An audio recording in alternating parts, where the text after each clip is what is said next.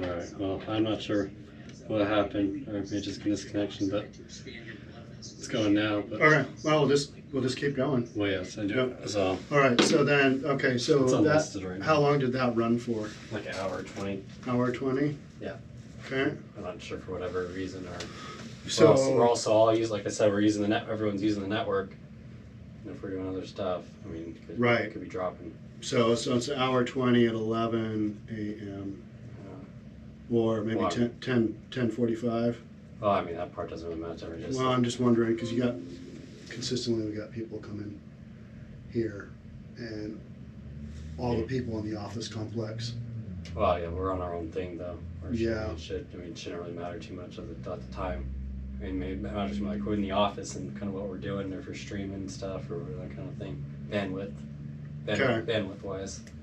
So turn off all the other appliances. That's saying. Who knows? It could have a number of reasons. Also, the iPad, it doesn't support 5G, so it's on the 2.4 gigahertz also. So that's why. That is. Yeah. The GoPro supports 5G, but this iPad does not support that. So it's also thinking like I'm not sure. So you think maybe we're dropping because of that? I mean, it's a thought. Yeah. All right. So turn off Wi-Fi. I mean, that's also a thought too. But Yeah. If you're not really using this other stuff on your phones, it shouldn't really matter too much. But it's mostly. Well, it was funny. Right after I picked this up, that's when it died. But I don't know if that's just. Yeah. Coincidence? Yeah, and then I mean, I guess if you're also streaming these things then too, versus like we can just have the chat out and then you're not streaming, like pop out chat could be like that, and then you could just turn this thing off if you wanted to. When the chat's popped up because that would be still considered a stream. You're still or that extra downloading data kind of thing. Yeah, but I want the chat to go. What? Yeah, let's turn that one off, I guess. If you're doing like video or like YouTube or videos or whatever like that. Yeah. So I mean, all those little things, but I know. Yeah. But I mean, that's mostly for downloading. We're doing upload though, so it's also a little different. Right. So I mean, but also I mean, I think the 5G versus 2.4. That's probably one of the bigger ones because that's affects the. But more importantly, it's probably to wire that bad boy. Well, you can't really wire it. Because it's a GoPro. Oh yeah, yeah. So, but we could wire another camera. I can. Well, yeah. Well, then that's a whole other setup. Because we don't want to have to monkey around with. Well, you're gonna be monkeying around then with a wired thing because then you need a computer to run it.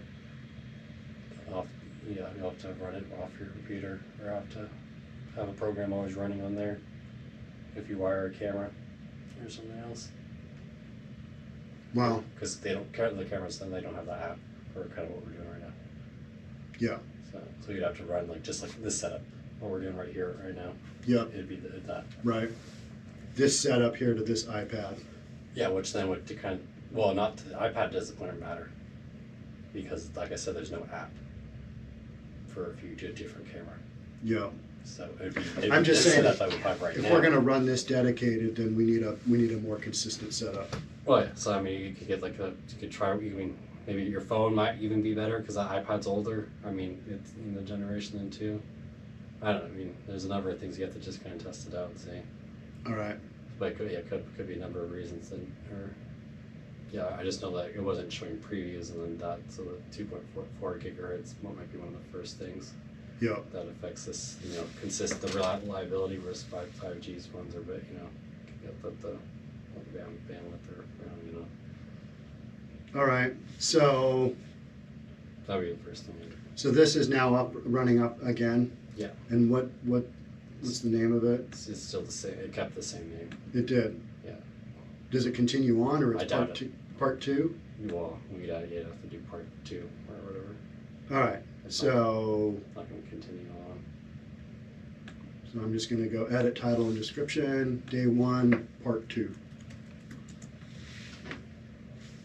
Whatever you want to do, just so we know. That was that second segment. Yeah. See, but yeah, that keeps happening, and then all of a sudden the video feeds gets taken up by all that.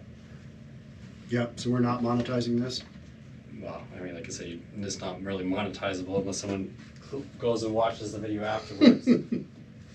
Or after it's all done, and you get all this huge stream of people. It's not really going to do much. Yeah. Because otherwise you have to manually insert ads. That's right, because it's a live stream. Yeah. What a drag. So. Yep. All right, well, we'll just keep this one up. Also, the YouTube part, or on this, it doesn't automatically do it. So when I create it on there, it's not, I don't have those settings to do all that stuff. Right, So, you do it on the post end yeah. when So right now. when it's recorded. Yeah, or when you're recording, or when you're recording, but I can't do it pre it. Kind of thing. There's also another thing I can try out later if it doesn't work or this stops again. With the server key, so we'll see if it keeps going or if it's an hour 20 or. Yep. I don't know. But yeah, and then just go public whenever you want to. Oh, we're not No. public. Okay. So I do that by going edit video.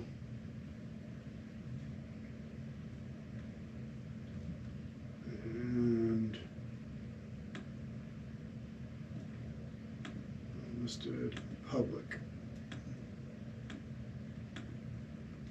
Save.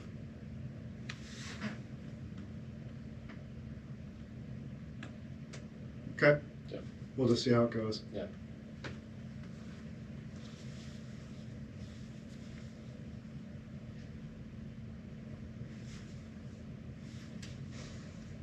Part 2.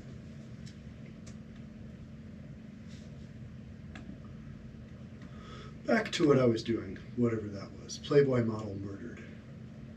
That's right.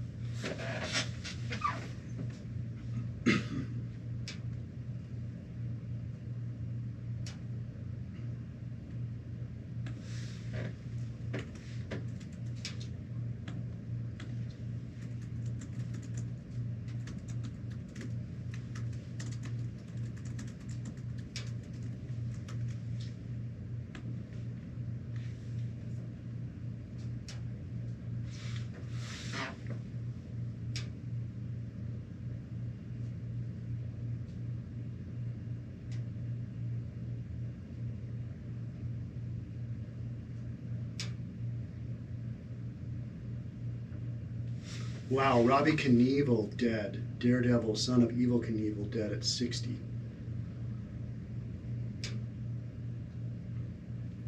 You want to bet he died of a heart attack?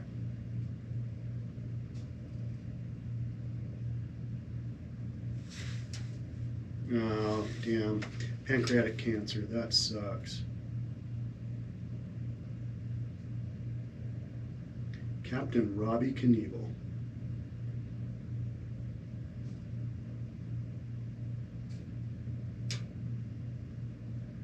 Jumped the fountains at Caesar's Palace in 1989. Grand Canyon jump.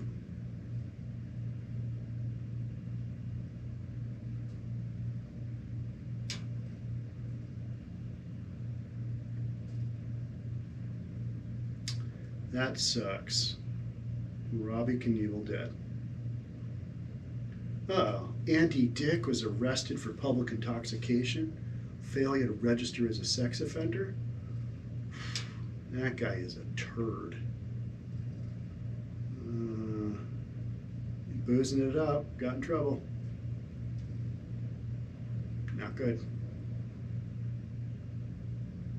All right, gotta read some real stories here.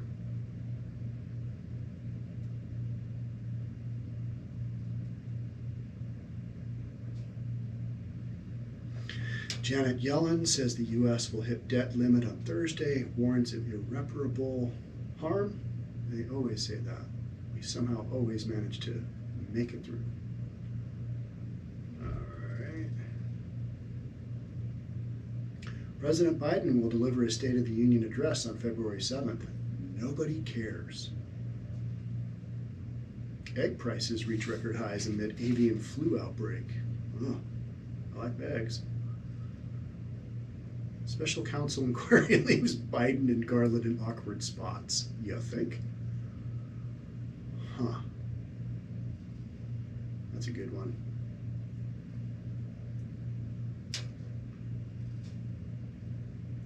I would read that kind of story, but our channel just doesn't pull, so nobody watches it for that topic. NFL, clouded leopard missing, gas stoves. Seattle Police Chief hopes to lower violent crime and hire officers. Well, yeah. Me too.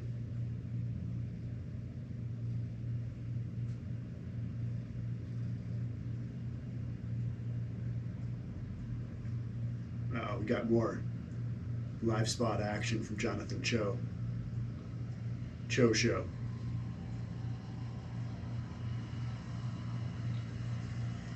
It's in a homeless encampment. You just hear a generator going. Loud generator.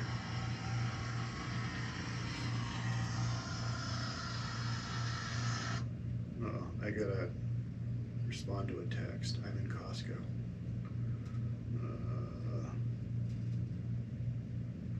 Mike, still there.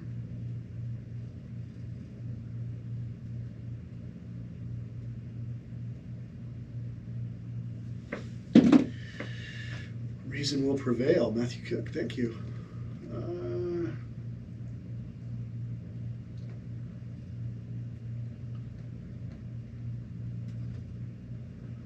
Dan Lively, thank you. Do you know you're live on YouTube? Yes, I do. That is the whole point of this. It's behind the scenes.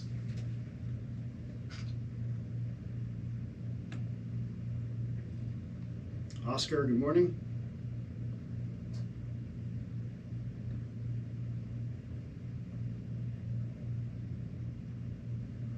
A homeless guy tried getting into my car because I wouldn't give him a ride. I almost ran over him, getting away. Always sunny. Always sunny in Philadelphia. Hello there. Who wants this? I'll take it.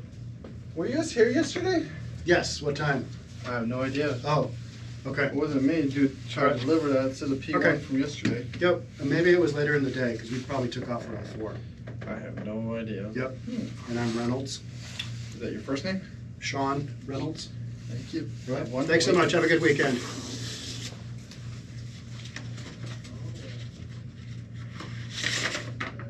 Check. Closing. Checks are good.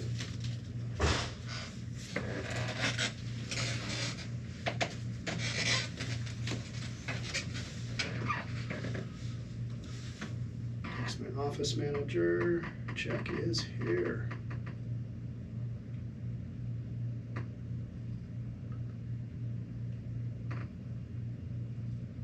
Check for Summit via FedEx. Just came.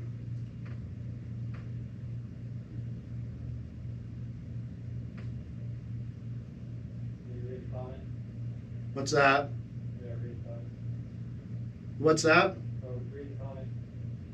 Which one?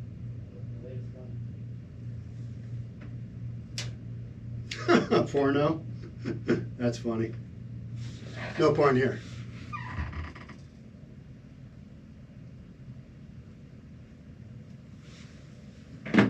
Just reasonable news. What will happen next? We don't know. Anything could happen. I mean, the mailman might come in.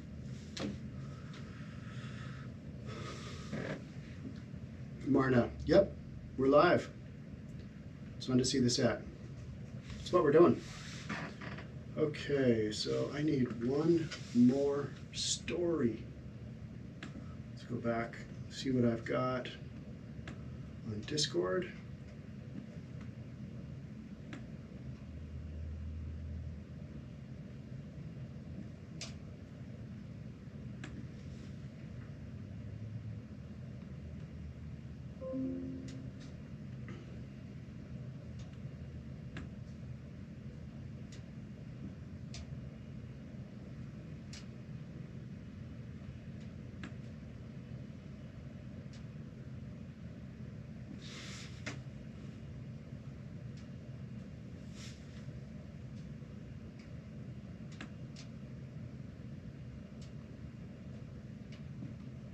Ooh, reader discretion is advised. This is a good one.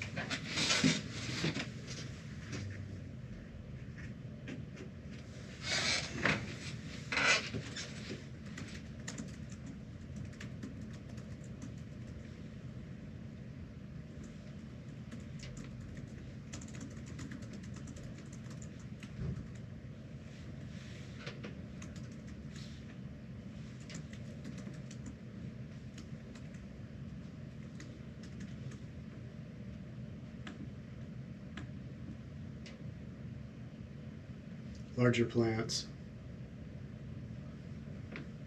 Yeah, it's a little barren, but it's also a dude studio, so I hear you.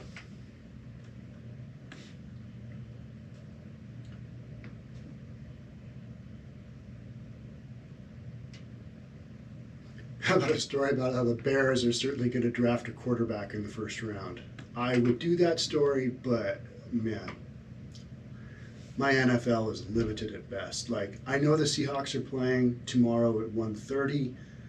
It's a spot for the wild card playoff, right? Go Hawks. That's about all I know. And Tom Brady got a divorce. Oh, yeah.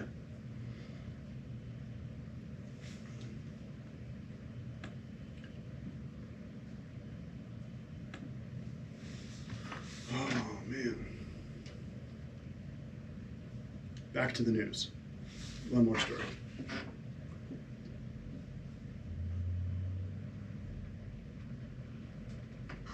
There we go.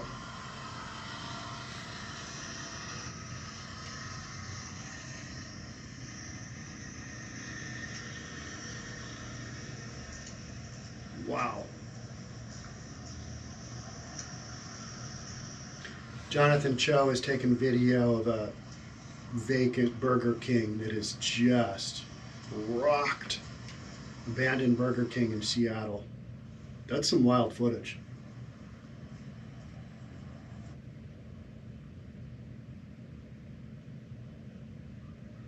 Okay, I am live streaming Office.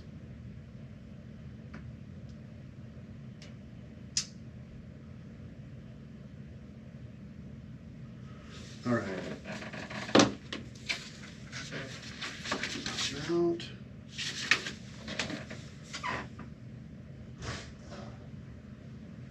Darian? Yeah. Jordan, it's been a while. Came for some open house. I got one right here for it. How many need? I bought the Northwest and last cheap ones.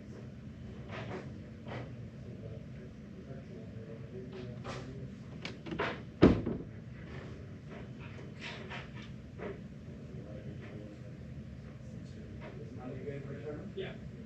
If you want, you take a couple more. Yeah. Oh, okay. Perfect. All right. Thank you so much. Absolutely.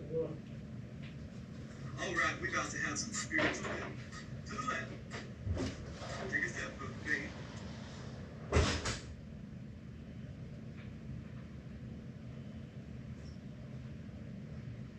So bad.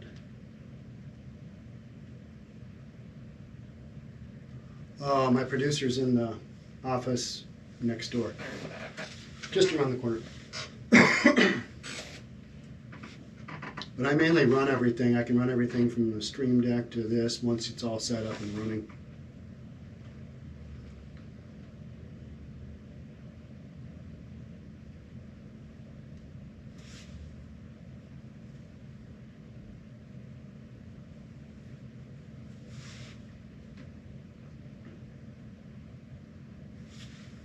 Yeah, Marna, follow Jonathan Cho if you care on Twitter. He's got some live action stuff that nobody else has. He puts in the miles walking those sites. I wouldn't do what he's doing. More power to him. Guy's fearless.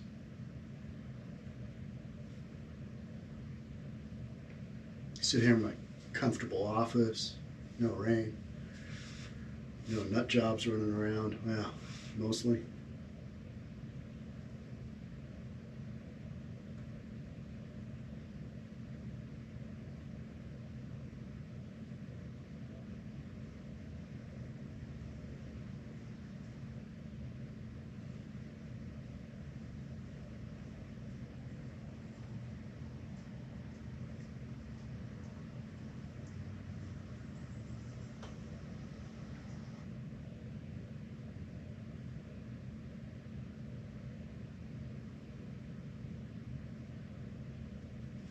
Former Seattle Mariner and Major League Baseball coach Lee Tinsley dead at 53.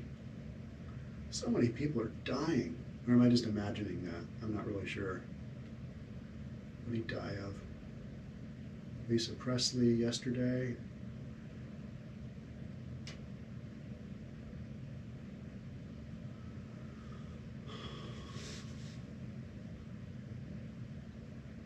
Cause of death not announced. Huh. Got a lot of people dying out there. Not good. All right, headlines.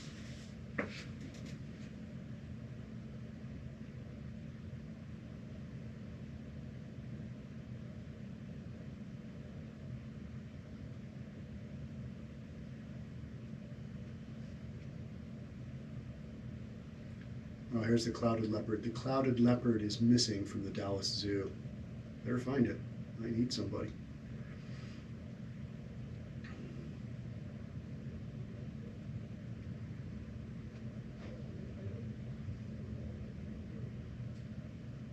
Rapper Meek Mill is pardoned by Pennsylvania Governor Tom Wolf.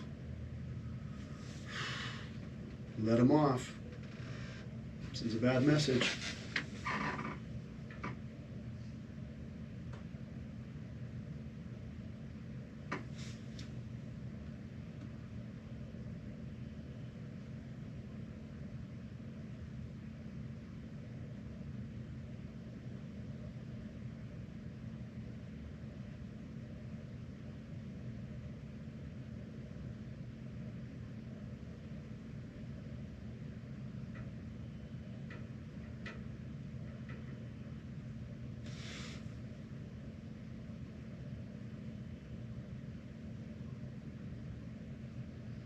Uh-oh. Got an update on the Rush shooting. District Attorney to announce decision on charges this month. Will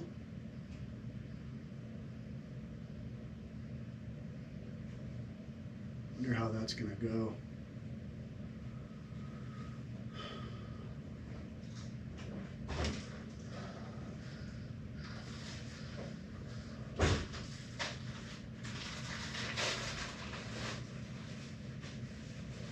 Over 500 UFO reports have been received by the U.S. government. That's something.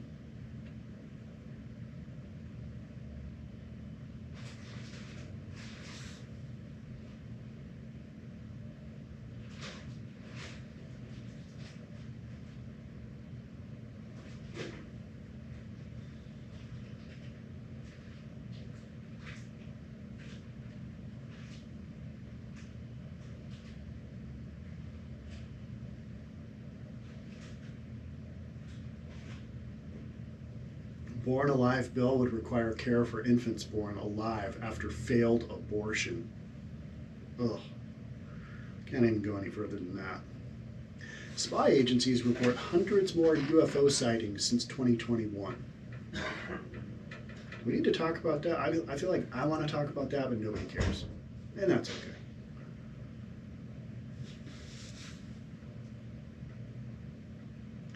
Gold and silver is a great topic to discuss, Sean. Constitutional and sound money that's inflation proof. Yeah, but our crew doesn't really care about that.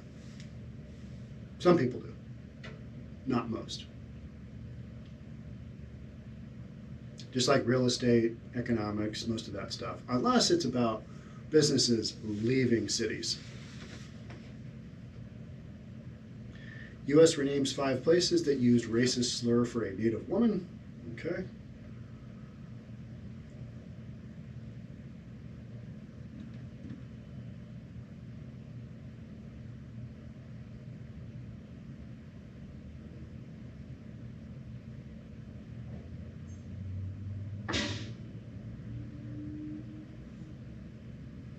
House Republicans call on Biden not to ban gas stoves. I can see that. Uh-oh, Usain Bolt reportedly missing millions from investment accounts. He needs to buy gold and silver. Inflation is falling, but it's even lower than it looks if you take out Jeremy Siegel's least favorite CPI signal. There we go, there's an economics one.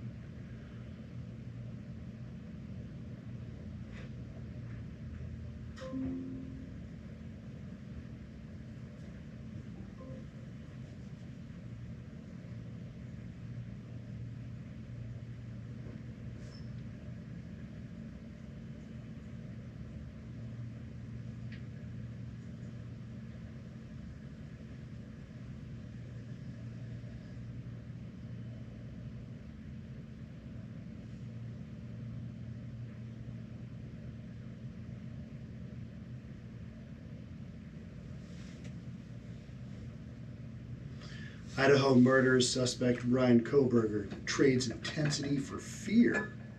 Second court appearance. Body language expert.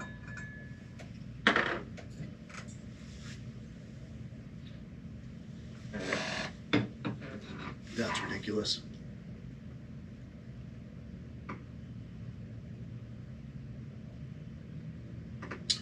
Okay, so we're gonna go, let's see what's going on in Portland.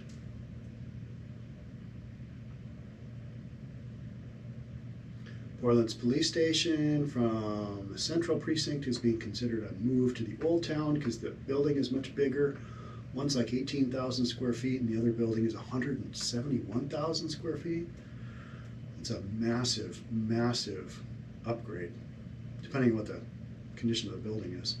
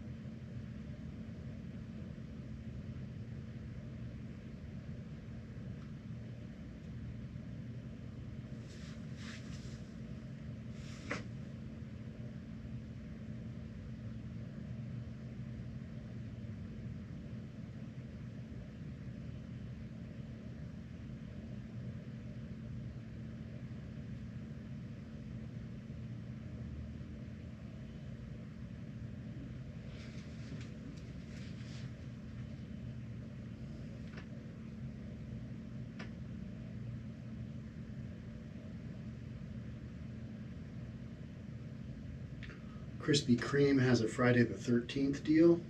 What is it? There's no such thing as bad luck at Krispy Kreme. Get a special deal on Friday the 13th.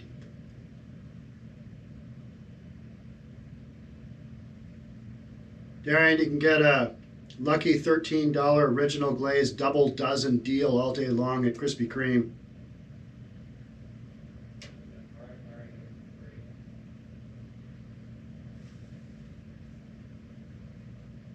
Two of them?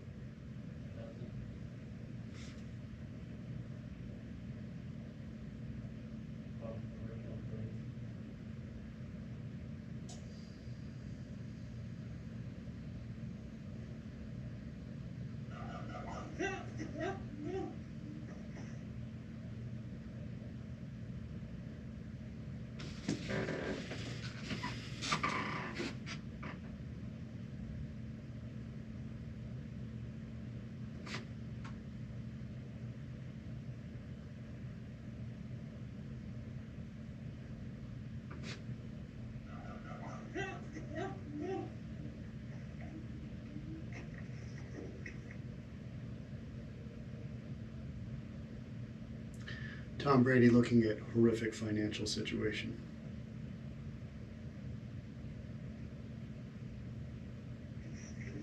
Yeah, the wall's listening. She just heard Krispy Kreme. She is? Yeah, she just heard Krispy Kreme because I told her. Tell her to make a comment.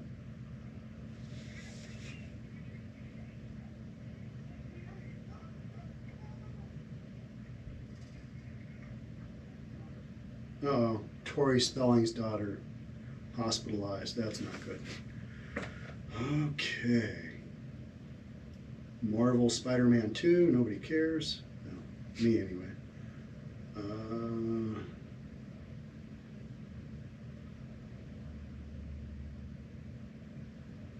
Woman found living in the hotel walls, robbing people while they were away. We might need to look at that. That is not reasonable.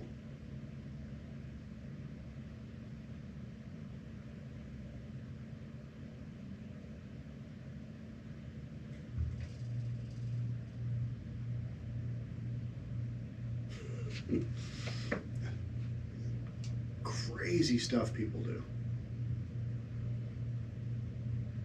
Hunter Biden laptop, we're still talking about that.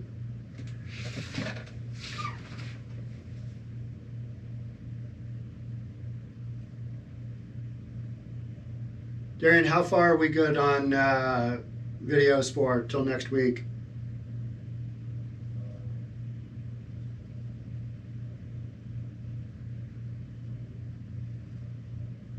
Well, it's on Monday.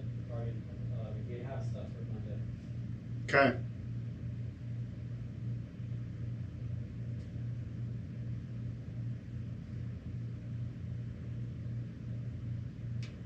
Does that include or exclude the 3 from yesterday? Well, 2 since Oh, since that one's going to get excluded? that's included. Okay.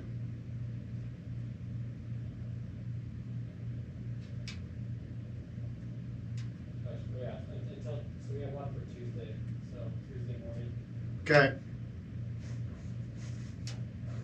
That includes everything in the pipeline? Yeah. Okay.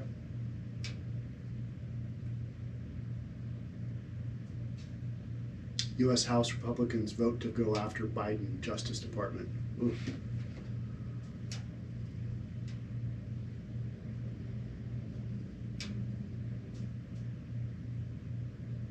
New York Times politics journalist dead at age 44. Heart attack.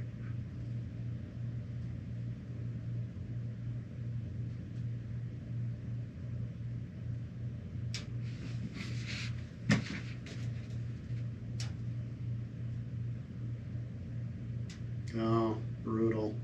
After a long and courageous battle with depression. Took his own life then. That sucks.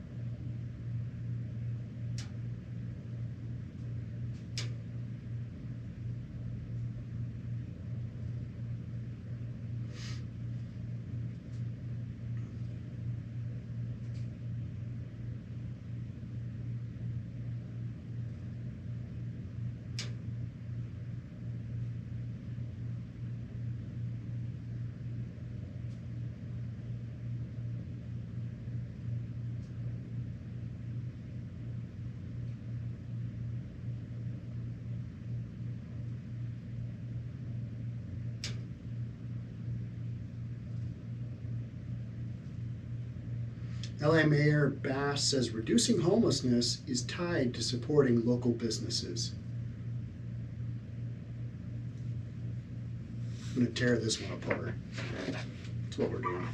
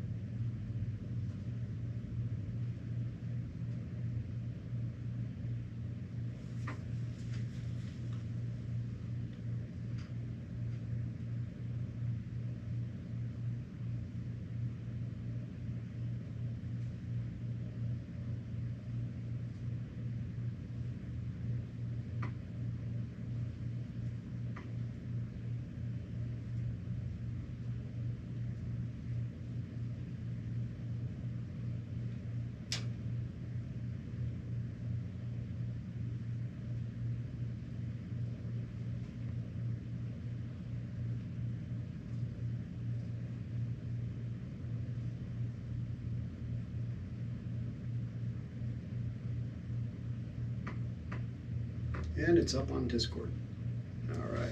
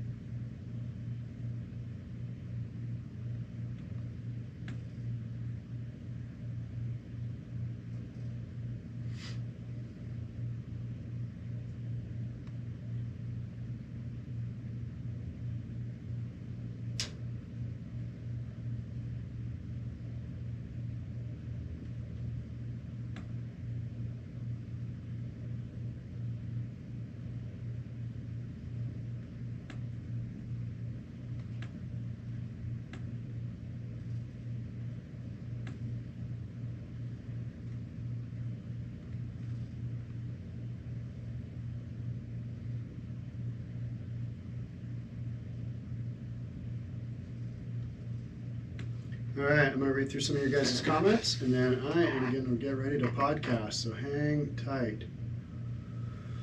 Okay.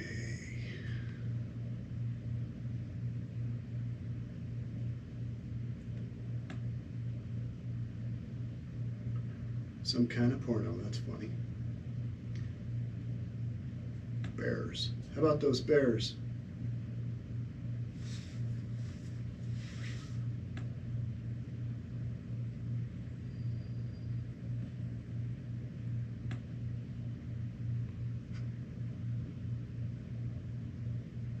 Can't eat precious metals, that is true.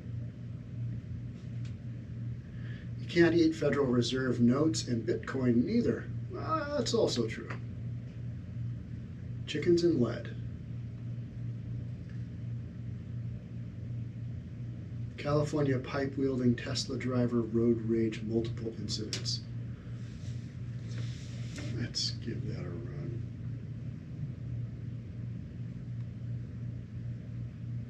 That seems to ring a bell.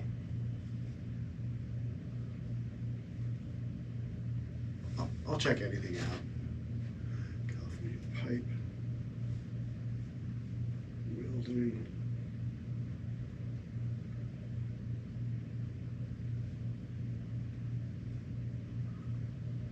California pipe wielding Tesla driver.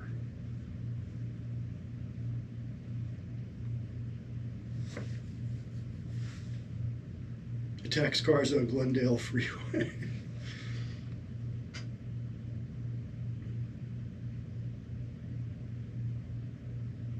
No, it's from Vivian Chow. Read from her before. It's down in California somewhere.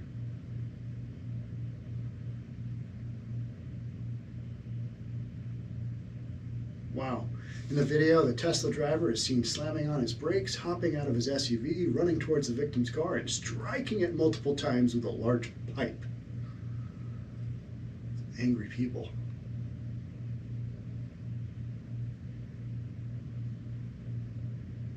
After the suspect is seen violently attacking the victim's truck, he hops back into his car and drives away, as you do. Ugh. Should I run him down? What should I do?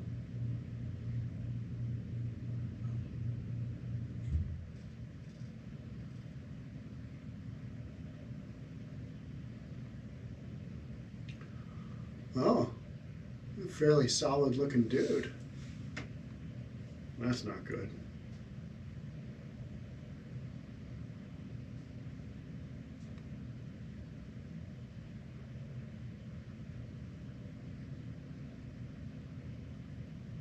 The driver had removed his license plates.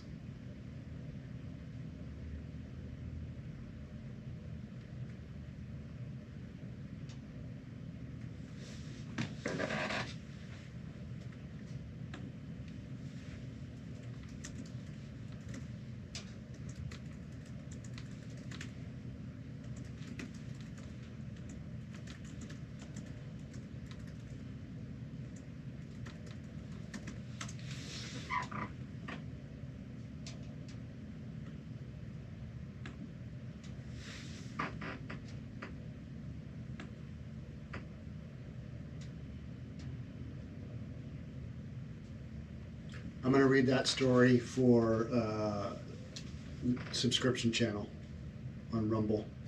Oh my word.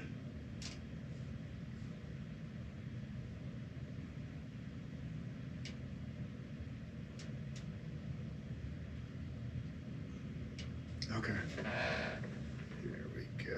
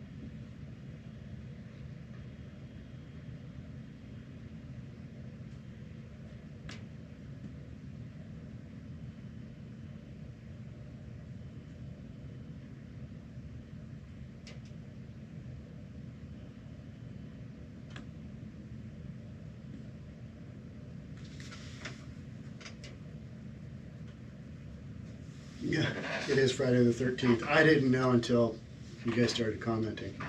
Friday the 13th. All right.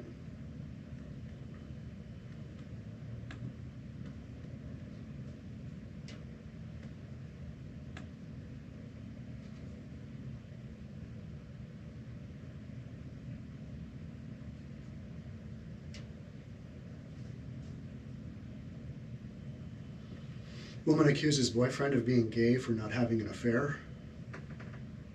Okay. Yeah, probably just not gonna work on that one.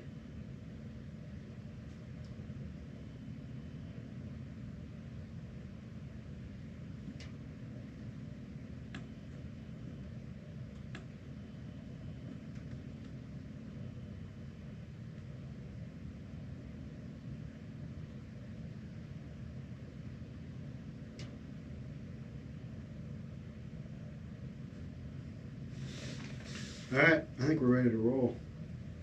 Darren, I'm about ready to go.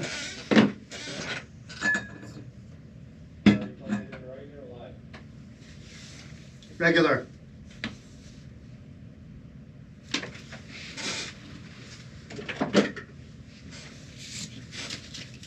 Clean things up. We'll start recording.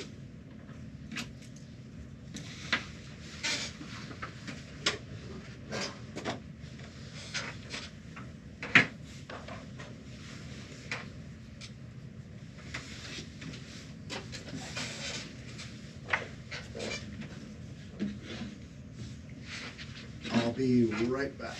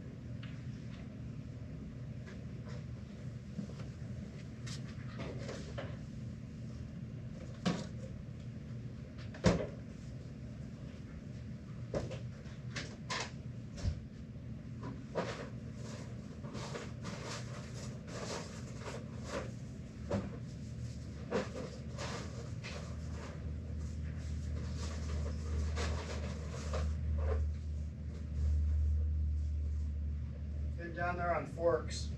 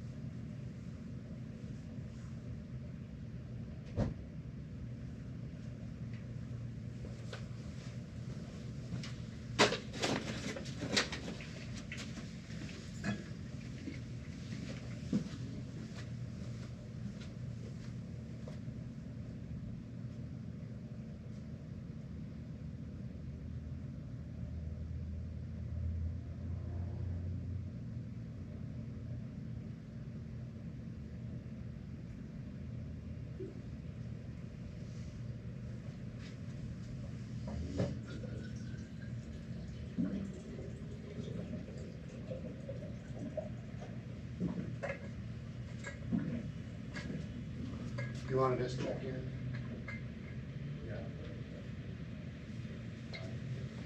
Okay.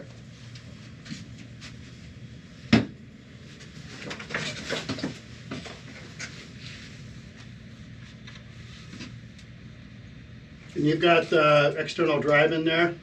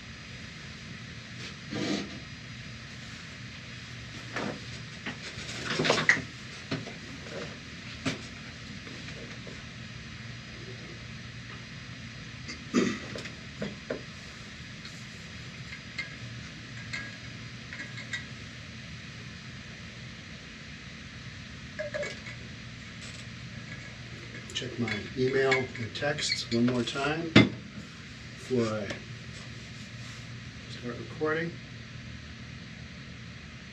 This must be so exciting for you guys. What's he gonna do next? Although I watch chickens on Tim Pool's.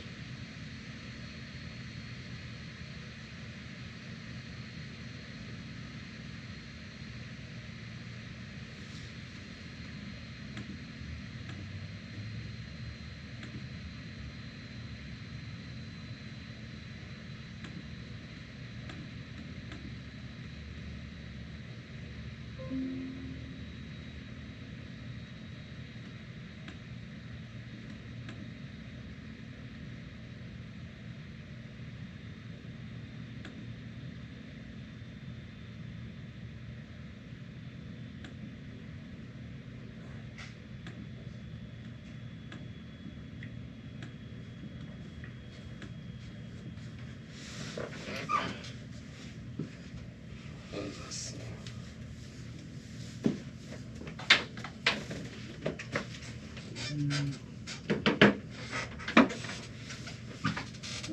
Let's see, I get that. We should go hit the stop now. So, right. Yeah, I just open, just click the, just don't hit stop. The other button. So click the home button. Yeah. And we're gonna go with the Just the normal. Just look. and that is the This your slider. yeah, which one is that? Is that the big is that the newer? Yeah. Oh, that's nice.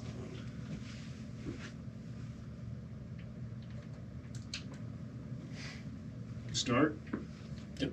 Oops. Alright. Well, all set. Alright, so lights. Oh.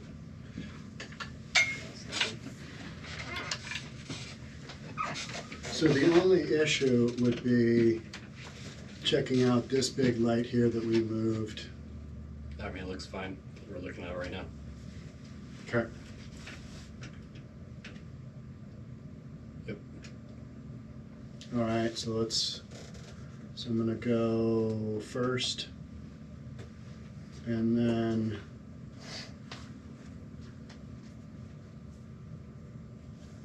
we're gonna go record there, but I wanna see that first. Camera 3. I think we're fine. Yep. Alright, Then just move your water bottle. yep. Thank you. Yep, all set. And then just first and record. Already hit first. I'm gonna go head back to camera 1. I'm gonna go record, and we'll go live. There you go. Alright, thanks, Darren.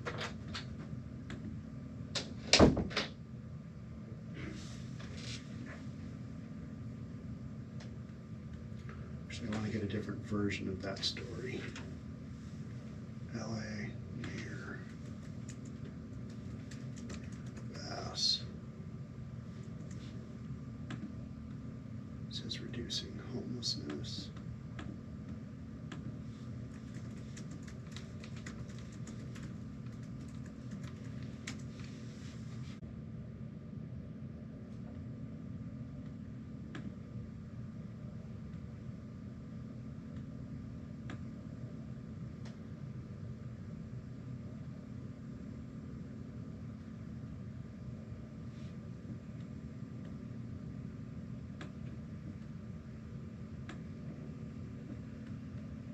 All right, we're just gonna run with it from there. Go and record. And we are recording. Tristan, how's it going? We've also got a little live stream up there, so if you're seeing a live stream in the channel, that's what we're doing. We're gonna do 1, 2, 3, 4, 5 segments. 2 of those, the last 2 I'm gonna do, one's gonna be like a Friday the 13th for all the people that are on the live stream, because that's only going to go out to people today. And then we're going to put the last two segments are going to go on the subscription channel. Go on reasonabletv.com. All right, so we are recording. Go in there. 3 minutes in. Let's set a timer. Track of where we're at.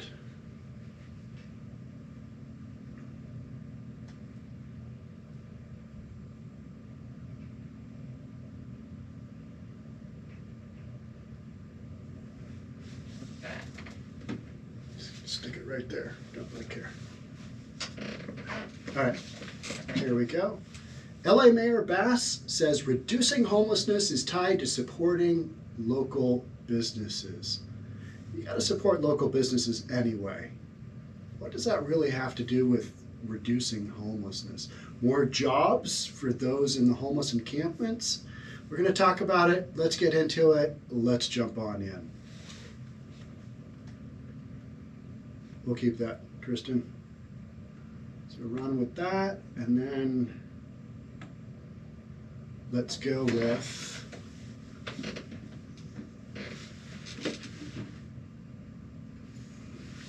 in a conference conducted by Valley Economic Alliance at California State University, Los Angeles Mayor Karen Bass draws a connection between increasing homelessness and dwindling local businesses. Well, yeah, the more homeless you have in an environment, the less chance you're going to have of consumers coming in and buying said goods or services from said businesses, right?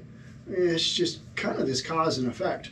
I talk a lot about Kensington Avenue in Philadelphia, and you want to talk about drawing a connection between increased homelessness and lack of businesses. You look at how many stores, you'll see block after block with like maybe one store, and it'll be some like little mini mart. How they stay open with all those cracked out nut jobs that are living on Kensington Avenue, how they stay open, I have no idea.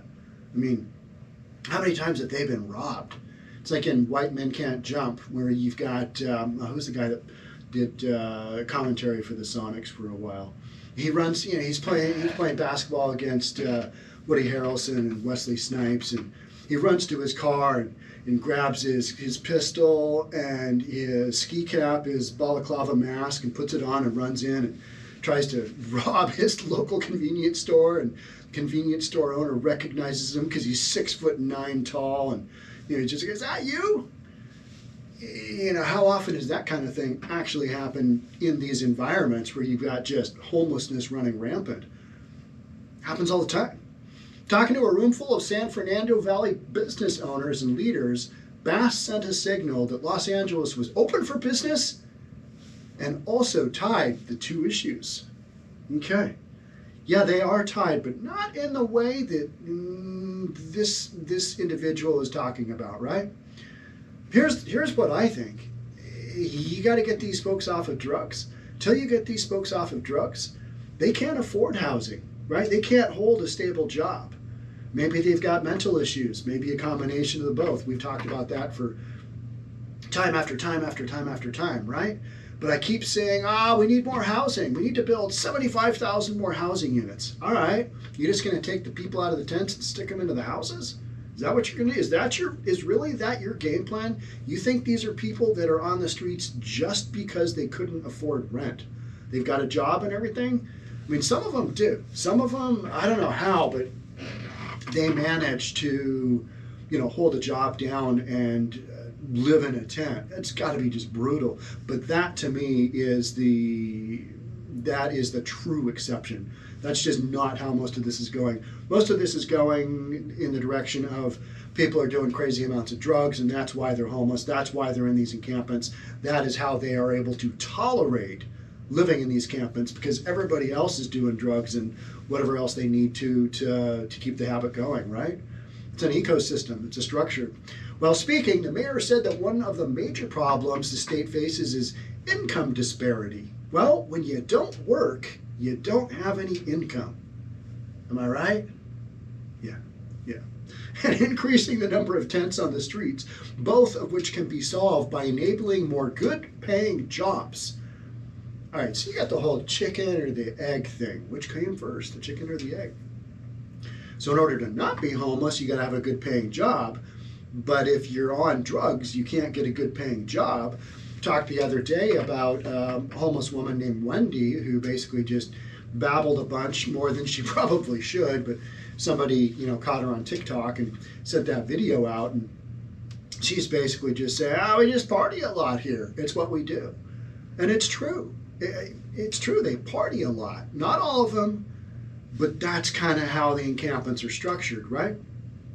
So even if there were good paying jobs, would these folks have the ability to qualify for the jobs, number one? Would they be able to get to the jobs? Would they be able to get through the job interview? And for me, that's where, when I watch a lot of this content, I'm kind of thinking, even if you were sober and off of drugs, would you be able to compete for whatever entry-level position it is? Because your mind is so rocked from all the chemicals you put into your system.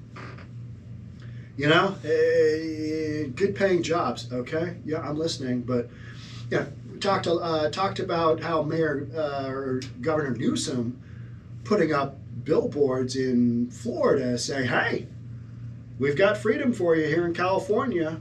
Come move here, move your businesses here. It's essentially what he's doing. And I can only imagine the people in Florida thinking, really? Really? You want us to move to California? I don't think so. Not happening, right? But as mayor, she needs to say something, and this is what she's saying. And I get what she's saying, but it's wildly misguided. And that's why I wanted to read the storyline. And who employs Angelenos other than small businesses? She asked the crowd. But she doubts businesses will shift to a city with over 40,000 people on the streets. Well, there's that, right? Especially those areas of town. That's why you've seen such a push in the downtown cores to clear the homeless out. And it's that whack-a-mole game. Clear them out of the downtown, because I need to get people back there. Don't know if you guys saw yesterday, but Howard Schultz of Starbucks basically just came down on all his employees and said, you're going to be in the office 3 days a week, no matter what. He's been kind of a staunch advocate for business back in the office. You know what? I agree with them. I totally agree with them. I'm old school. I just am. It's like, get your ass back in the office. There are some jobs where they could be done remotely. I have most of my employees doing that, but they are basically independent contractors on the broker side, and I only hire appraisers that don't need a lot of direction. So they're working from home, they're working from whatever office setup they've already got going. And we figured out ways to communicate. But if you have businesses other than like a real estate deal where people are independent contractors and doing their own thing and they just need the help of a managing broker every now and then, if you've got like team synergy and if you've got ideas, if you're an agency of some sort where the power of more people is combined to create a greater good, however that comes across, then I think you need to be in the office more than 3 days a week, probably 5. But nobody's going to bite for that. We just want to stay and work at home. I can still get my job done at home. All right, but there's some instances where that's just not going to work. So you're seeing a push towards the downtown core going back, like we've been talking about since the beginning of the pandemic. Because we've had this whole, I just want to work at home, and you got CEOs going, you're coming back, let's go back. So that's the big struggle right now, right? And it impacts the downtown cores a lot. I could say, well, who cares about that? All right, but it's got to do with the rest of your city as well, right? Because I was talking with a commercial broker here the other day. The office complex that we're in right now is going to get torn down, and they're going to put up 41, 42 townhomes. It's kind of what they're doing. It's probably a couple acre site, and they're just going to jam them in. 0 lot line attached single family homes on individual fee simple sites. 42 of them, a couple of acres. Yeah, it's dense. It's dense. But what's happening is Amazon, Microsoft, Facebook, they don't have enough employees coming into the office space they already have. So they've already got space coming online with new construction here in Bellevue. They're not renewing some of their leased area in downtown because they don't have enough bodies to put there. So it's really rocking kind of commercial real estate, but that's a whole nother story. What we're talking about here is the mayor is saying, yeah, well, you got to tie the two together. So the first task that she carried out was to issue an executive directive to quicken the construction of economic houses. And for the time being, they shifted homeless people to hotels and motels temporarily. You can take these people out of their tents and put them in a hotel or a motel. It's not going to change a damn thing. It's just not. The argument there is housing first, right? It's that theory of, well, if they only had a house, they'd get off the booze. If they only had a house, housing over them, roof over their head, they would, be able to get their lives back on track. I do believe those two are related, but more importantly, they got to be able to get sober. Or more importantly, they've got to be able to get medicated, whatever it is that is causing them to act in such a way that they're basically, they're not able to integrate with the rest of society because they're whacked out of their mind on, either drugs or they've got mental issues. So, you look at those two factors right there, no matter what you do, you take those people out of the tents and put them in the hotels, okay, it's not going to have the intended effect.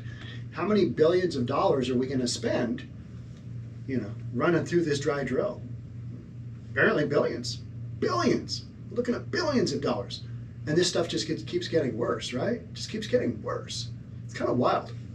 You're like, okay, yeah, well, it didn't work before, so let's just give it another run. Let's just see how this goes for the 43rd straight time. Here in King County, we've had an emergency homelessness declaration for 8 years now, going on damn near a decade, right? Damn near a decade. And how is that working out? You declared an emergency so you could get funding to build more housing. Now you can't build it fast enough. The reason you can't build it fast enough is because the demand for the drug ecosystem here in the Pacific Northwest is so great that people are coming here in droves. And why wouldn't they? Until you give them a reason to, hey, yeah, you know what, go back down to California. Until you give them a reason to do that, other than the soggy gray weather, constant rain, the losing Seahawks. Did I say that? I think the Seahawks are going to win on Saturday. Tomorrow, yeah. Talked about that earlier, didn't we? Yeah. Couldn't even work it out then. Who knows? Addressing this issue, Bass said that she would stay in contact with all business organizations when she has all the staff in place, and assured them she would attempt to convince them to stay if they try to leave. All right. So what is driving this? Well, there's been so many media and news stories about companies moving out of California. Beginning of the pandemic, there was a mass exodus, wasn't there? It kind of put into context, hey, if I got to hunker down during the pandemic, I do not want to do it California style, right? Yeah, I'm moving to Texas, I'm moving to Arizona, I'm moving to Idaho, I'm moving to Florida. I get messages like that on the chats all day long. I'm moving out of state, not sure where, but away from Washington. And I get that. what I find interesting is that the folks here that support Democrat politics, I'm like, okay, so, that politician's been in office, 33 years? And do you think things have gotten better in Washington, or have they gotten worse? Which one? Which one do you think? And I guess it really kind of depends on your, which side of the equation you're on. Because folks that support these long-term politicians that have been in the system forever, they think Washington is great. They think what's going on in Seattle is okay. Actually had comment the other day that, who was it? It was, I think it was in somebody's video, or it was in somebody's story. No, it was in an email sent to me by a reporter.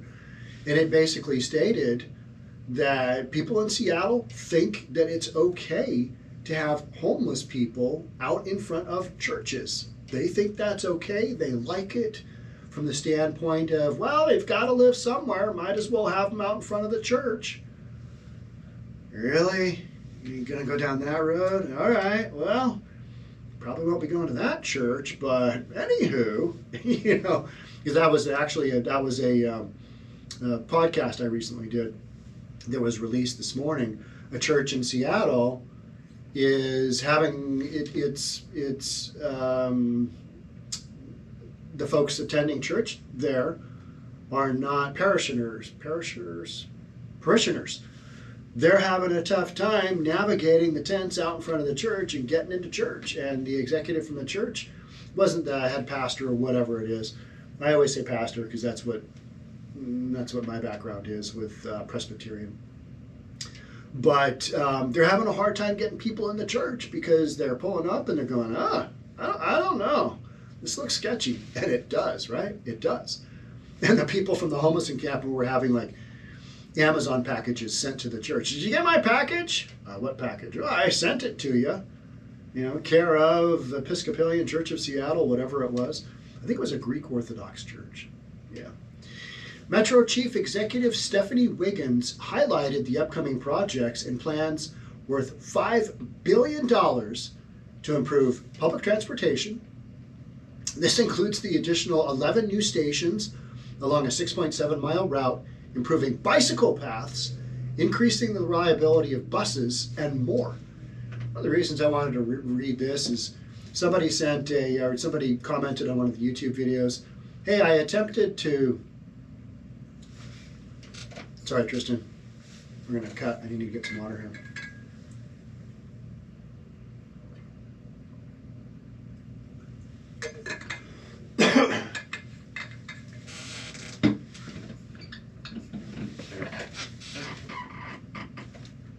Somebody made a comment saying they had ridden the subway in Los Angeles. And they said they got on, what was the comment? The comment was, they got on the subway and somebody was yelling or something. No, somebody was playing super loud music on their boom box. Remember those from the 80s? Those were cool. I had one. I didn't do this number where you carry it over your shoulder though. I mean, you had to have a manly box to do that. Just walk down the street blasting your music. You were cool, right? I mean, you were the cool kid.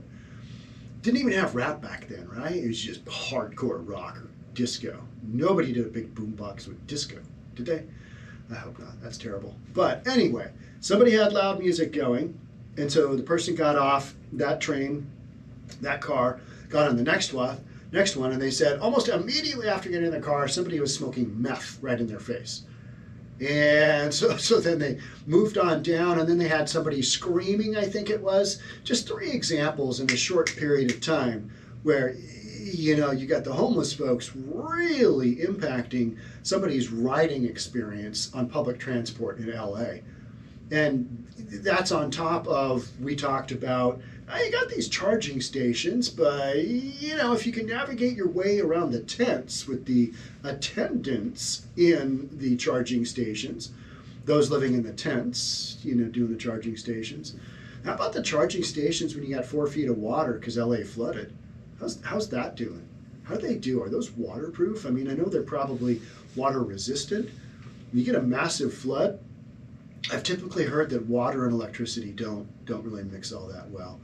But yeah, so we got $5 billion on improving public transportation. All right. So how's that going to help out your business? People are going to understand what I'm saying. 6.7 mile route improving bicycle paths. All right, so is everybody going to go from electric cars to riding their bicycle? You know who has really good bicycle paths? Portland. Seattle's got some amazing ones too. It's just I just don't ride a bike all that often. But you'll have like greater bike lanes. I do like riding a scooter though, electric scooter. I just don't know if I'm supposed to ride it on the bike path or the walking path, or am I supposed to ride it out in the middle of the street? I don't know. So I just, kind of careen from all three. And I figure I'm big enough where I'm either a target or I'm going to, blow over some poor pedestrian. So if I get a dirty look, I just move from wherever lane I'm in to the next one, and we call it good. And I just keep riding, and it's a lot of fun. But what the mayor here is saying is she is at least understanding, all right, local businesses, they're not going to stay if we continue to keep having this stuff go on. But she doesn't really have the ability to do much about what she's talking about, because nobody is really focusing on why all these people are in these encampments. Why are all these people in Skid Row? How did Skid Row get set up? Well, it's basically just quadrant off for the homeless to do their drugs and sell their goods to everybody knows that drill. So what are you going to do about that? How are you going to combat that? Are you going to arrest everybody in Skid Row and send them, to all corners of the earth? No, probably not. So what you're talking about is trying to hang on to the businesses that are there, because she knows there's a correlation, just she doesn't have any control over that correlation. And until people start realizing, all right, the underlying issues that we've got going on here, we're not really going to make much headway. And there's a lot of folks, a lot of people that stayed. Homeless industrial complex, it's designed to keep going. They don't really want to get people into housing. They want to talk about it. They want to keep getting their billions and billions of dollars. And let's just keep rolling down the road we're at, because funding still seems to be going strong, doesn't it? It does. And yet you've got more and more people living on the streets. That's the conundrum, isn't it? It's wild to watch in real time. And you're left kind of scratching your head going, this isn't getting better. We're spending hundreds of millions, if not billions, on this issue, and we're going backwards. How's that work out? I don't know. Like I said earlier today, I got podcasts for days. Podcasts for days. All right, that's it for me on this one. Thank you so much. I'll catch you on the next one. Bye for now. Tristan, I'm going to keep rolling here, and we're going to record one for the private website. Just integrate this wherever.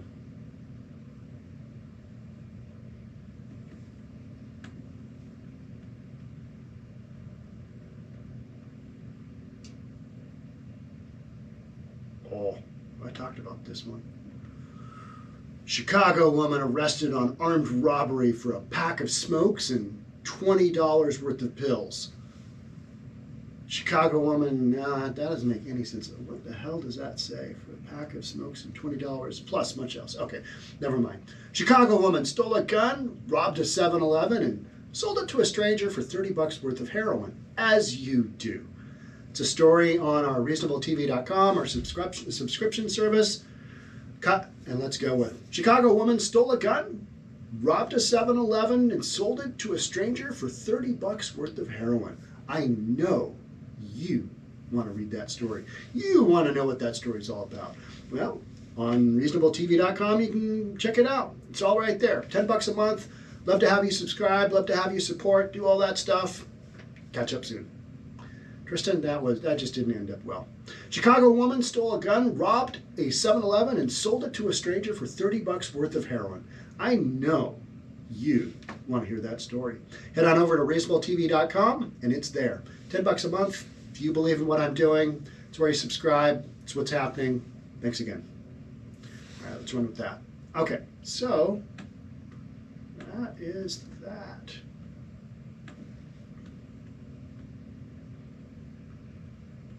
Okay. So now I am going to start start logging these podcasts into our spreadsheets so that the various editors can do their thing. So 113, oh yeah, air pass.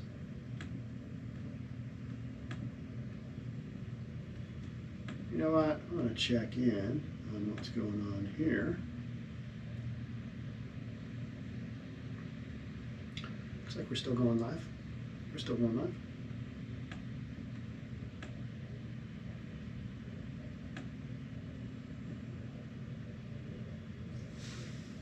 Manufacturing jobs are a sort of simple solution to what you described. Yeah, if you can hold one down. That's kind of my concern. Let's go back up.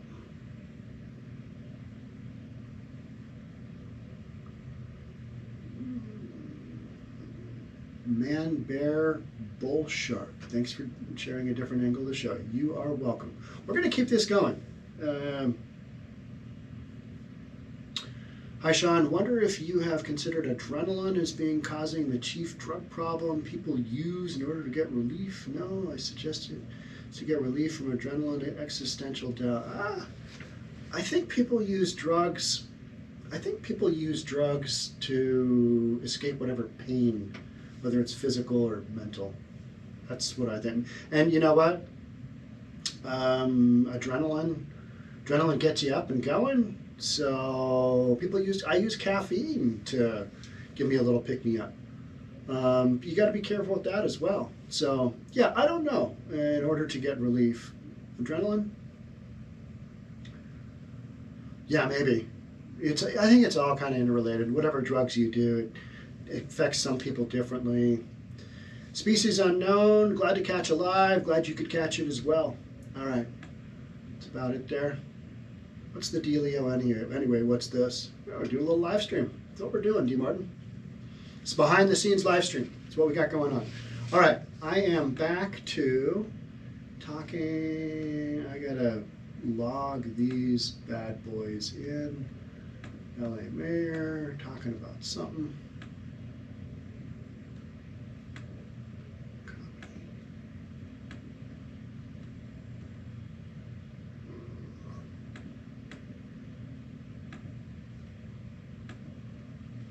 What I do is I log all this stuff in to our databases at the end of each recording. That way I don't move on and forget what it was that I just recorded. And you might think, well, how could that happen, Sean? Trust me, it happens all the time. I'm like, did I record that or not? Yep, it's what happens when you get old and you have a lot of data kind of going through your head. All right. So I got that one in. Excuse me. Ooh, Black Lives Matter Democratic candidate sentenced for 22 months in prison for wire fraud. That's shenanigans right there. That's what we're going to dive into.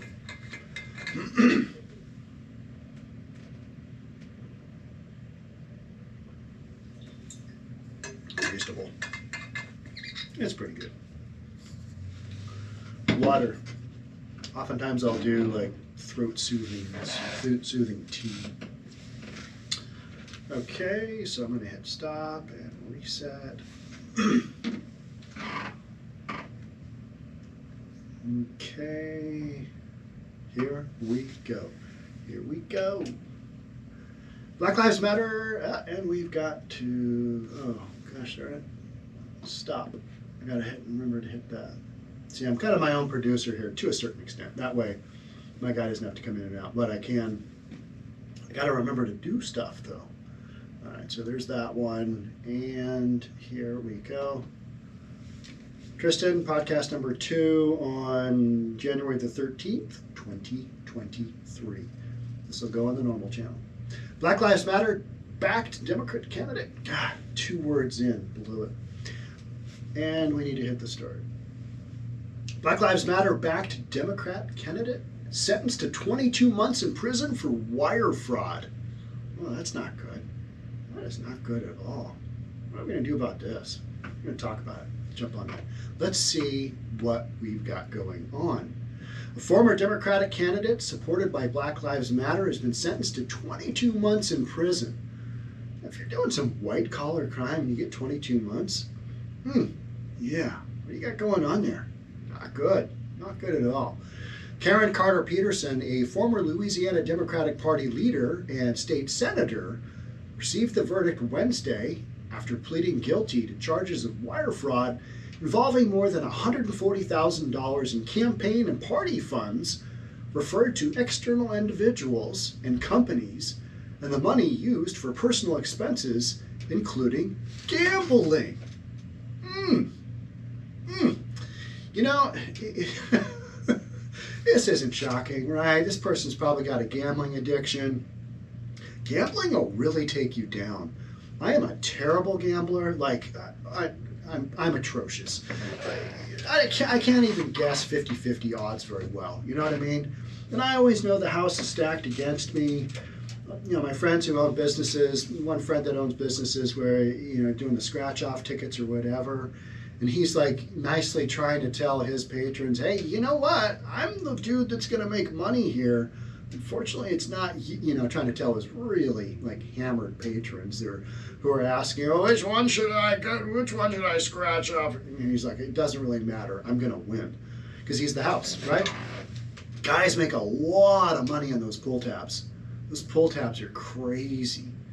Yeah, I mean, thousands a day. I mean, it's wild in a big enough environment. So, you know, the house always wins. In this case, somebody used campaign funds and they did a little gambling.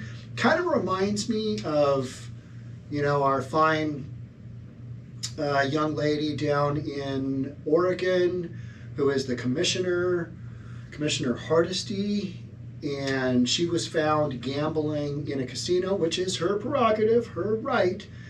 She had like 16 grand worth of outstanding credit card debt to, I believe it was the Bank of America, that she defaulted on in 2 different accounts. And then she didn't even show up to her court cases and literally said, I didn't know I needed to show up. Well, that's how you get a default judgment against you. You at least gotta show up, so you can explain your side to the judge. And if you don't have an attorney, okay, still show up. It's best to have an attorney if you can't afford one, if you're down that much money. But my question was, okay, so you are the city commissioner of Portland, and you're a big proponent of Black Lives Matter, and you know, you're running the budget of a big city, and you can't figure out how to get out from under 16 grand worth of credit card debt, and there's photos of you in a casino, and you make $127,000. I don't know what it was. Fair amount of money. It's just like, what's in the water here? What is happening? We got some budgetary issues that are just going sideways. And so many of these folks, they're all renting, which nothing wrong with renting, but you get to a certain age, if you're in an industry or whatever, and you've lived long enough, you probably should have put away enough for a down payment on something, because years ago, things were much cheaper. I understand now, trying to buy a house now, I mean, it is incredible. I was listening to the radio DJs talk on one of the Seattle stations, and they were saying, well, you got to have a combined income of like 180 grand to afford a median price home in Seattle. And that's about right. A couple of $80,000 incomes to afford a $750,000 home when interest rates are up close to 7%, because that interest rate bumps up that payment, which reflected in your qualifying. I'm going down a real estate road, I know, but that's what I talk about. But, you know, and so many of these folks don't have the credit, they don't have the savings ability, and, you know, they're all renting, which I get, things are expensive, but it's kind of like, all right, so passing down wealth to, you know, your future generations, that is just not happening because you're gambling it away. On top of now having, what, a felony conviction? Peterson abruptly resigned from the state Senate last April, citing her mental health and gambling addiction. She was arraigned in federal court a month later on a charge of wire fraud. So that's how she sent out the money. They always get you on wire fraud, don't they? She's the only Black Lives Matter-backed candidate accused of wire fraud program affecting campaign and party funds. Karen Carter Peterson, a former leader of the Louisiana Democratic Party, received a 22-month sentence for a wire fraud scheme. Is this surprising? I mean, we had lawsuits back and forth on the whole Black Lives Matter deal, didn't we? We did, yeah. I mean, the grassroots was, they filed a guy at Grassroots filed a $10 million against corporate file, they're just trying to gain control. Who's got control of Black Lives Matter? Nobody knows. They took in $90 million, $80 million, $90 million in 2020 during that whole George Floyd deal, the Summer of Love, and then didn't realize that they had to, do some IRS forms, the Form 990s, and they found that the Form 990s were triggering. Okay, no, they're not triggering. They might be triggering to you, but the deal is if you've got a nonprofit, you're going to have some ongoing forms of disclosure that you're going to have to file in order to keep things on the up and up, in order to keep things going. Peterson's plan ran for 7 years and involved diverting state campaign and party funds to several individuals and companies who reportedly cashed the checks and provided Peterson with most or all of the funds, according to the Louisiana Illuminator. She had a scam going. So the one political party, one person in political leadership that the Black Lives Matter backed, has got a 22-month sentence. Going to the can, going to jail. I don't want to make judgment on people, but you put all these things together, it doesn't look good. The optics, no judgment, but the optics are not good. Black Lives Matter corporate, Black Lives Matter grassroots, Black Lives Matter who they support for their, political leadership.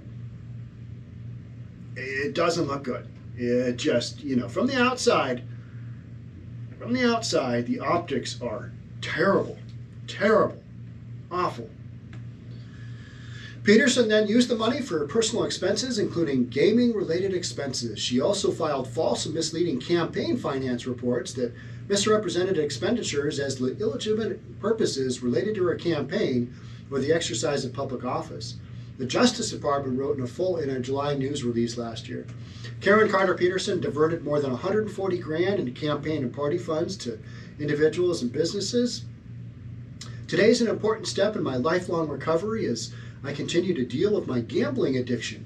Now, she would have had this gambling addiction well before she stepped into office, right? This person's probably had this gambling addiction for years. Probably tried to keep a hold of it, probably tried to push it down, tried to keep it from getting out of control. And you know what? $140,000? That's really not that much in the big scheme of things. I mean, how many billion are we talking about with her FTX guy? With Alameda, billions. I mean, they were throwing billions around. You need a loan for 3 big ones with a B? Yeah, we got you covered.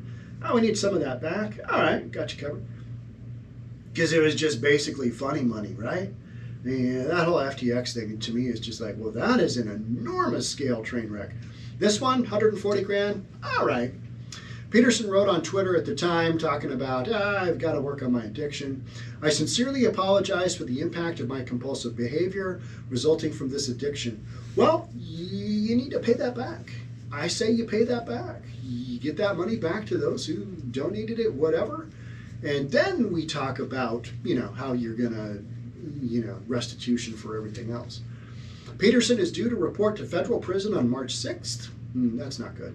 That is not good. But white-collar crime. Is she going to go anywhere hard? Hard to say. I have paid back in full the funds. Okay, used due to my addiction. How did, if you didn't have it before and all of a sudden you got it, where'd that come from? Is she hiding it from a husband? Hiding it from a wife? Don't know. And will continue to make amends. She added, remaining true to the steps of my ongoing recovery, I've been open, honest, and fully cooperative with the U.S. Attorney's Office in their investigation. Peterson, meanwhile, is the only federal candidate to have Black Lives Matter endorsement since January 2021. I don't do these podcasts just to rail on Black Lives Matter just because, but because, I feel like not doing them is kind of a disservice because people don't really know what they're getting into.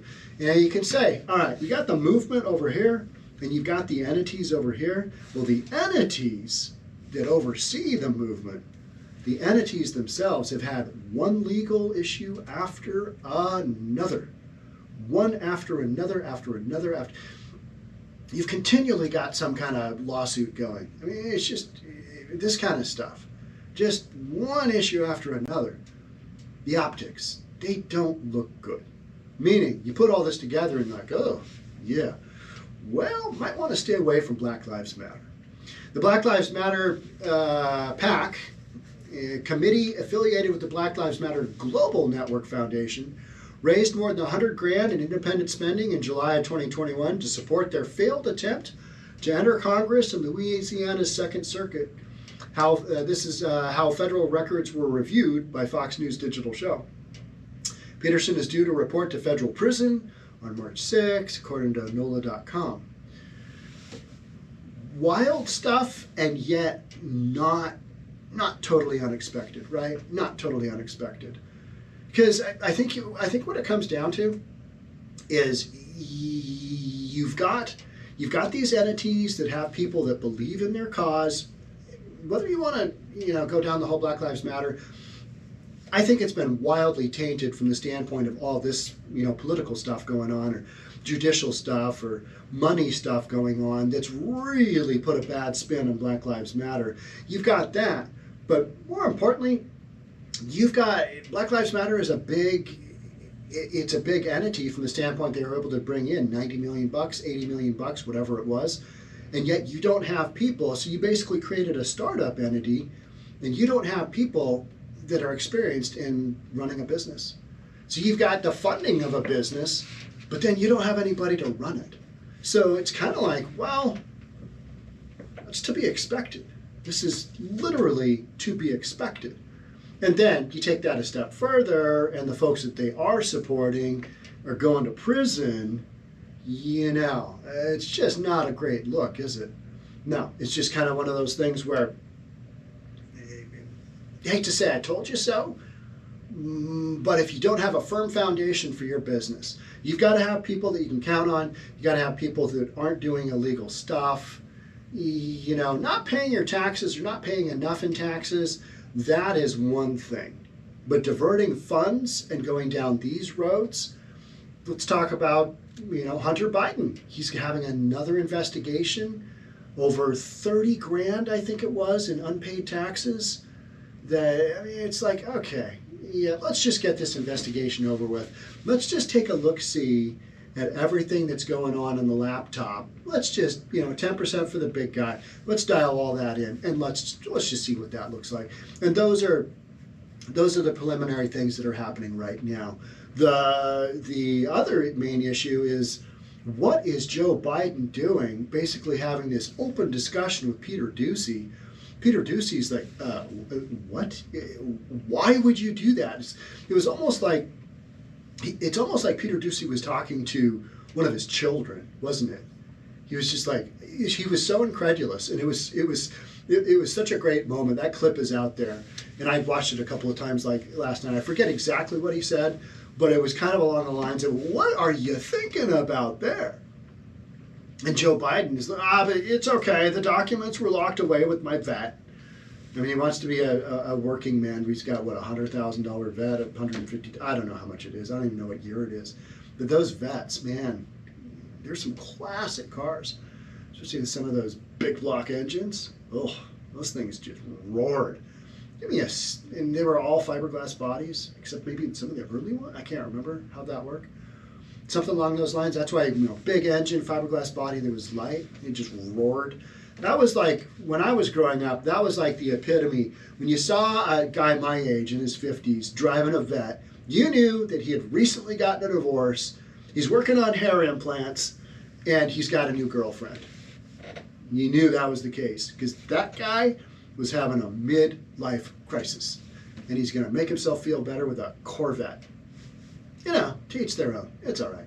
I mean, whatever floats your boat. But, Sleepy Joe's got a Corvette. But not only does he have that, he's got a bunch of top secret documents in there too. I just don't really care. You know, when I think about the top secret documents, it's like, okay, they're from how long ago? They're top secret documents from when he was a vice president, and the top secret documents that Trump had were from his, into his presidency. Any which way, they're all a couple of years old, right? Now, they shouldn't have them, but it sounds like that's pretty common. So what are we getting worked up about? I mean, do you really, what do you think Trump's going to do with these documents? What do you think Biden's going to do with these documents? I don't know. I just don't really care. The stuff on the laptop, 10% for the big guy, Hunter Biden making $1 million, 83 grand a month for sitting on a board of directors that in a country he doesn't speak their language. Ukraine? Yeah, that's the stuff that I'm interested in. The whole Twitter with suppressing the Hunter Biden story. These documents, it feels like these documents, and I know I've gone off a tangent, but it's an important tangent. I feel like these documents, and with Merrick Garland, and I can't remember, the Attorney General, whatever his name is. I should know that, and I do, somewhere in the recesses of my brain. Merrick Garland, I believe. And he's doing an investigation, and you're kind of like, what is going on here? Because that's your boy. That's your boy. Are we out with Joe Biden? Is he not going to run again, even though he said he will? What's going on here? That does seem like it's going down that direction, right? But corporate, for Black Lives Matter, what is left of them?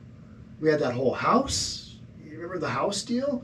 They bought a $5.7 million home that had somehow been flipped with the title transfer. Well, we wanted to put it into a corporation, but we didn't want anybody to find out. This was supposed to be on the down low. We were told that we'd be able to keep the purchase of this mansion under wraps. And they couldn't. It came out, and they're like, well, it's going to be a safe house or a content creation home. And it was either 3-point-something million or 5.7 million, however you looked at it. Just a big old house. So they're either going to have people living in there, they're going to be hunkered down because they're on the run from people persecuting them. That's literally, or they're going to have, which requires massive amounts of safety, or they're going to do content creation, which is they've got a bunch of YouTubers in there, create videos all day long, which is pretty common. I mean, it might sound wacky. But you put, half a dozen people in a house and they rent and they collaborate with each other. They've got big accounts.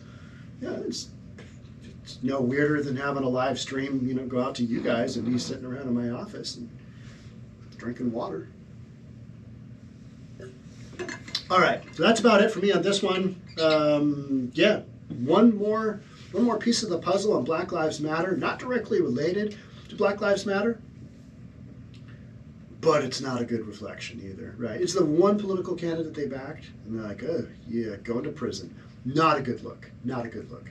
All right, that's it for me. Thanks so much for attending. Thanks so much for supporting. Hit that like button. Share the content. That's the best way to support me. I'll see you in the next one. Bye for now.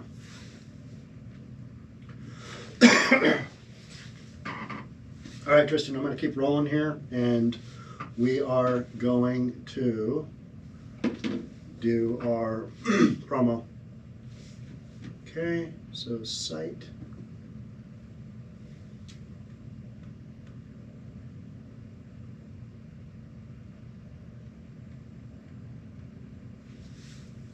Hey, thanks for being here. Best way you can support me is to share the content. Hit the like button, hit the subscribe button. We've also got reasonabletv.com. We have got a bunch of member content. We're releasing probably about 2 videos a week, content you won't find anywhere else. Let's take a look. Let's just take a look at something you might find interesting. According to police, armed robber taken down by patrons before officers arrived. Oh, vigilante bar patrons beat down armed robber in Northeast Portland. Worked over suspect in hospital. I know you want to see that. News for reasonable people. No, Tristan Cotton, go with reasonabletv.com. Thank you. Let's go with that.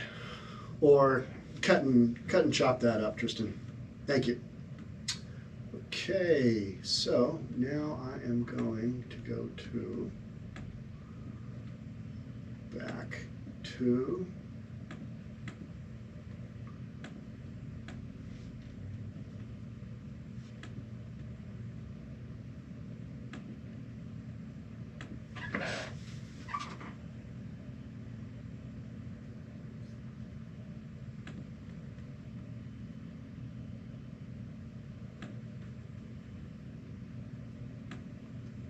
thumbnail for the Black Lives Matter one.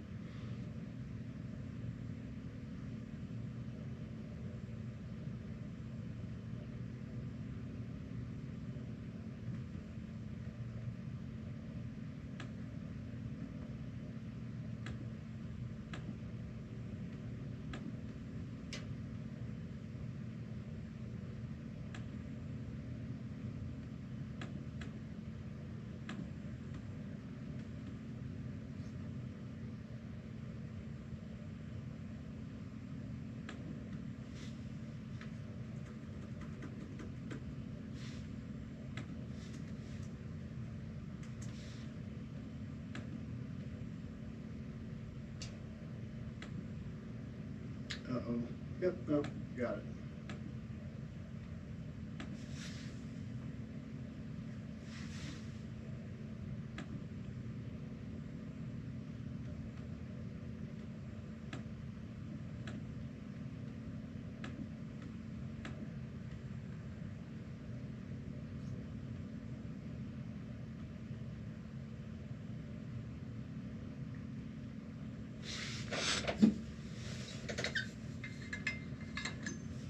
How's everybody doing?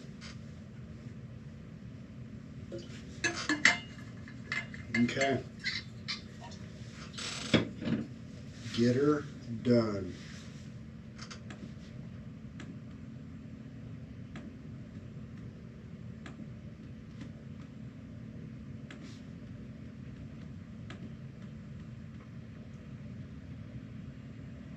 Mr. Spock said fascinating a lot. I'm not sure what we're talking about because I kind of jumped in here, but let me back up and see what we got going on.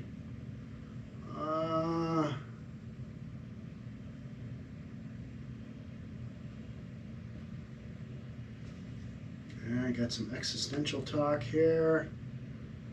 A little too much for what I'm working on. Manufacturing jobs, yeah.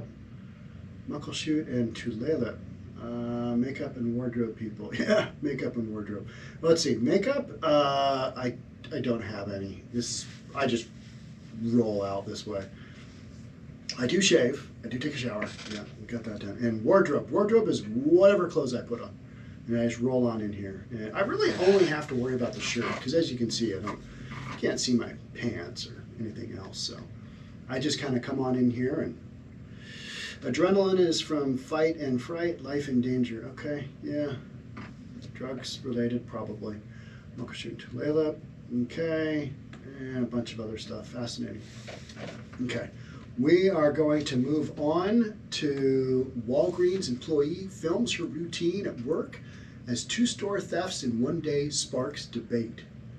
It was good footage. This gal took some really good footage. What's the corporate policy on Walgreens and their employees shooting footage of people stealing from their store? I mean, that doesn't exactly scream, hey, come shop at Walgreens, does it? That's what I wondered there. I don't know. But this is a news story, and people need to know. Reasonable people need to know what's going on in their local Walgreens. I have literally watched people shoplift at the Walgreens by my home. I'm like, that guy's sketchy looking. You hate to be really judgmental, but you can kind of tell who's more inclined to steal from a store than not, right? You can kind of tell. You can kind of tell what the deal is. So you watch them, and there's so few people working at Walgreens, and maybe I'll talk about this. Excuse me, but so few people working at Walgreens now that it takes you so long to get through the checkout. And if it wasn't right next door to Trader Joe's, where I go shopping in East Bellevue, that I wouldn't go there. But Trader Joe's only has Trader Joe stuff, and so if I want like regular stuff, whatever it might be, you know, Trader Joe's has limited. They got groceries. They got great groceries, and I love Trader Joe's. But sometimes I have to go next door to Walgreens, and literally you stand in line for so long that you watch people steal stuff. And you're like, oh, geez, why am I paying? Why am I paying? It's like somebody, it was a dude from Africa was asking questions. And our fine secretary for the White House, Karine, he was like hammering on her, hey, why do Africans immigrating to the United States have to wait for 7 years and you got all these people literally walking across the southern border? How is that fair? And she basically just said, you're not supposed to ask this question. That was an interchange that I saw. And I'm like, you know, that's a legit question. I've had family that have had people come to the United States, they get married, and they got to work on the whole citizenship thing. Hell, just walk over the southern border. I mean, everybody else is doing it. Well, why not? Oh, you can't do that. That's not legal. That's the point, right? It's not legal. All right, let's jump into this one. What else? Oh, I need to hit stop on that one. Okay, there's that. I'll check for any emergencies that have occurred in the last 22 minutes since I started filming. All right, now I gotta answer a question. No. Client sent date.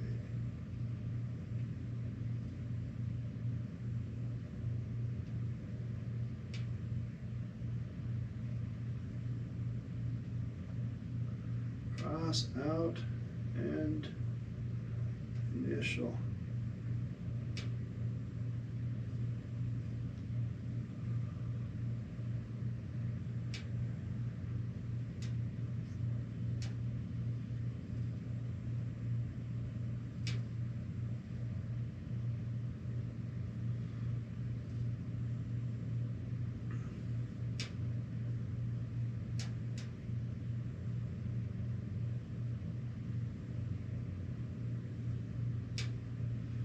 Go with earnest money to be non-refundable and transferred to sellers upon removal of financing of feasibility.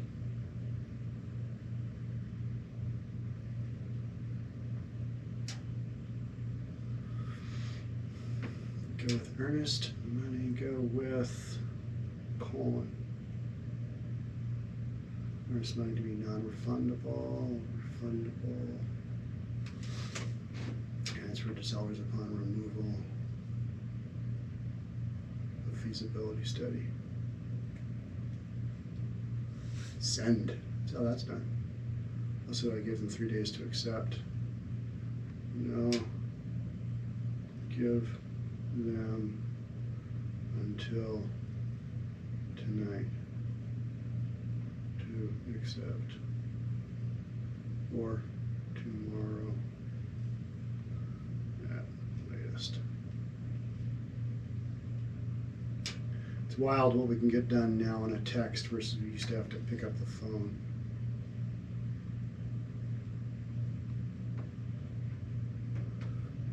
Okay, and she already texted back. Great, thank you. All that via text. All right, automatic payment to Xfinity, that's gone through. Okay, check my email 1 quick second. Make sure there's no absolute catastrophes or meltdowns. There never are. It's real estate. Nobody's dying.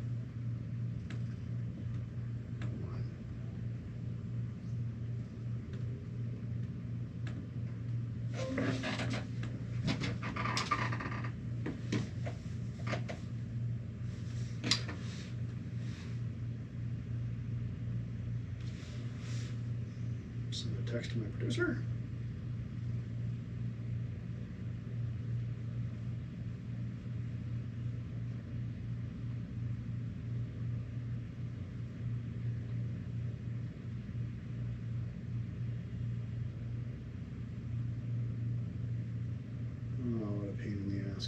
this stuff.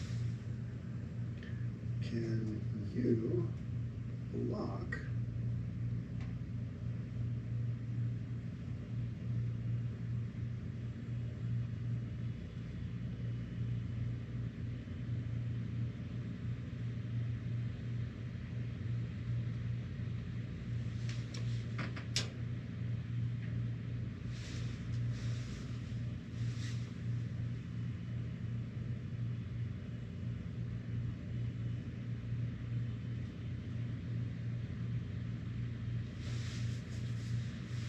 All right, we go through the same checklist every single time, which is lights. We got 2 here and 3 over there. Get going. We've got the microphone. I can't tell you how many podcasts I've recorded and not had the microphone going. It's way over there. Audio just doesn't work. That sucks. Hit record. Gotcha. Okay.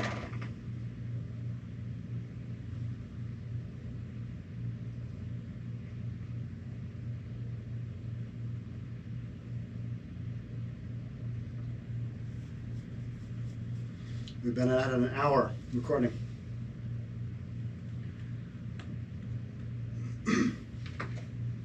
I'm just looking forward to reading the ex-Playboy model, Murders. That's a good one. I mean, we need to know about that. We need to figure out the deeds on that one. Important stuff. All right.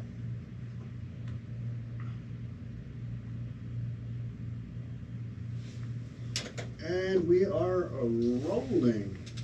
And start. Okay.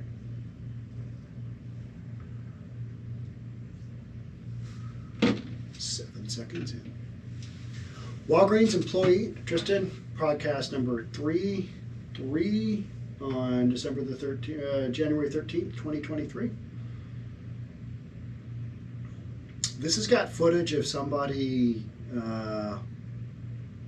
It's got footage of somebody stealing stuff, but we don't have a major confrontation. So I don't know. Maybe have Darren review it and let's take a peek and see where it needs to end up. We're going to record this. We're going to record this bad boy because it's pretty entertaining. Walgreens employee films her routine at work as 2 store thefts in one day sparks debate. What is there to debate about? You've got an epidemic of organized retail theft ongoing, and you've got stores that have basically said, we're going to put some security in there, but nobody's to touch these thieves. Just let them go. You're there to protect the customers, and you're there to protect the employees. What's going to happen? How are we going to curb this? Let's jump on in. Let's find out what the dealie was. And then we'll also talk about solutions. You know what we should do? 10 years shoplifting. Just 10 years. We've gone one way. Now we need to swing that pendulum the other way.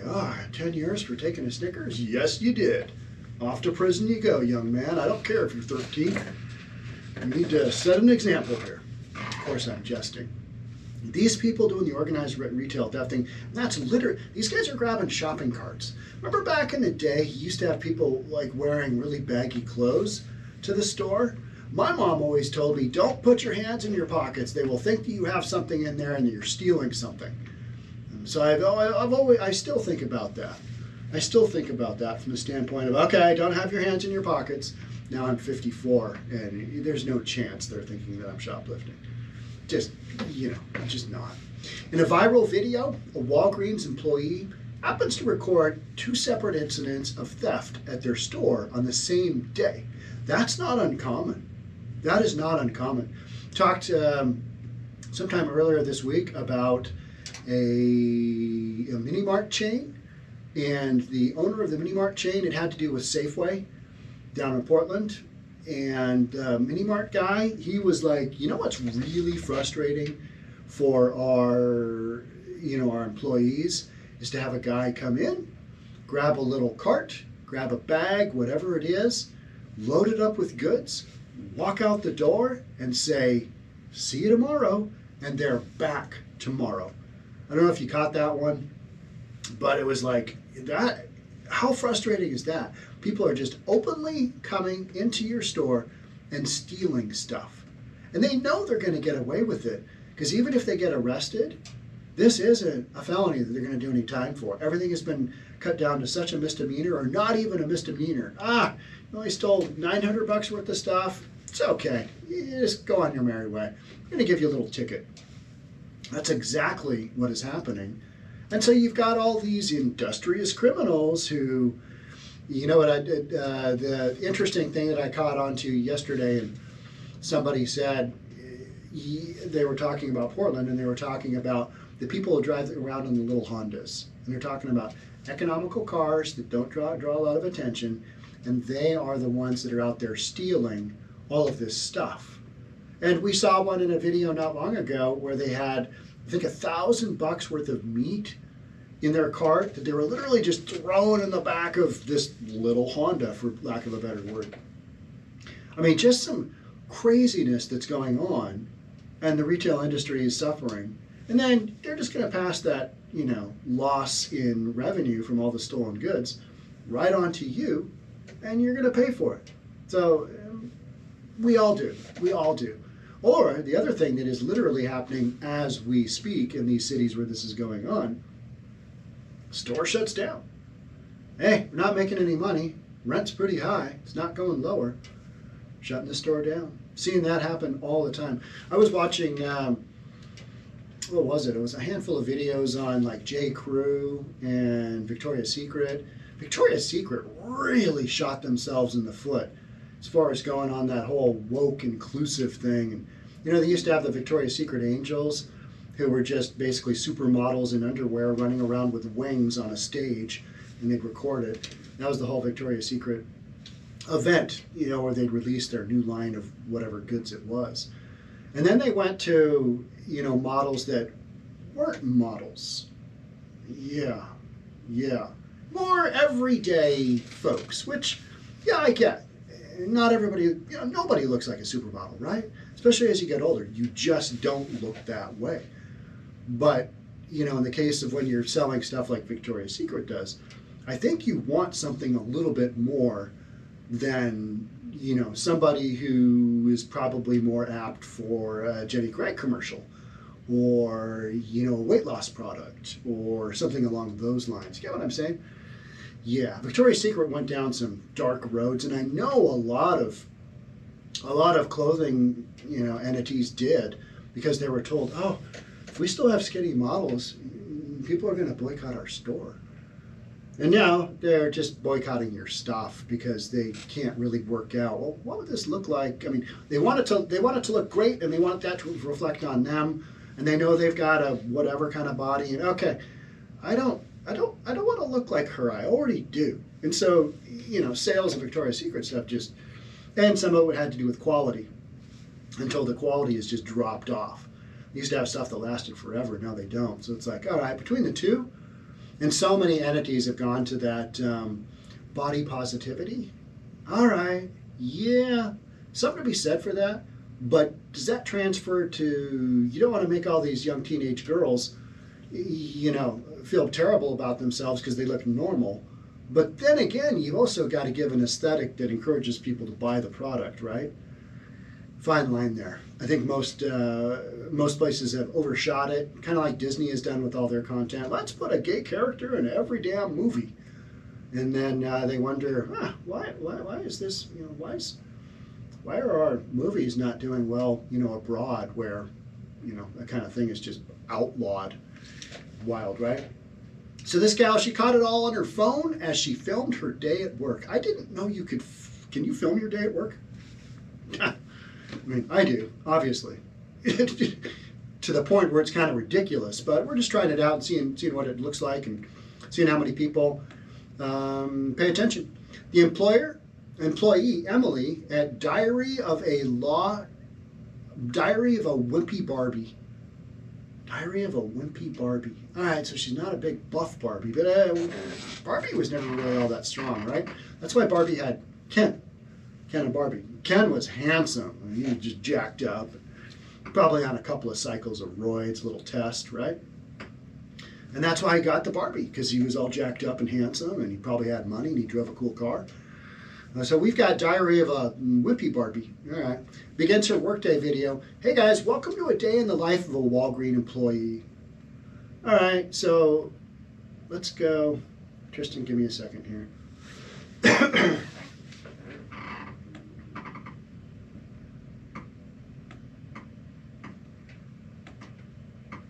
A tough time grabbing some of these videos. All right, let's watch the video. The video has been viewed over 3.7 million times since it was posted in December of 2022. It's probably 6-7 million now. I could count if I checked, but let's just take a look. Let's see what this looks like. I'm going to start it from. It'll just replay. It's a TikTok video. They just keep going, right?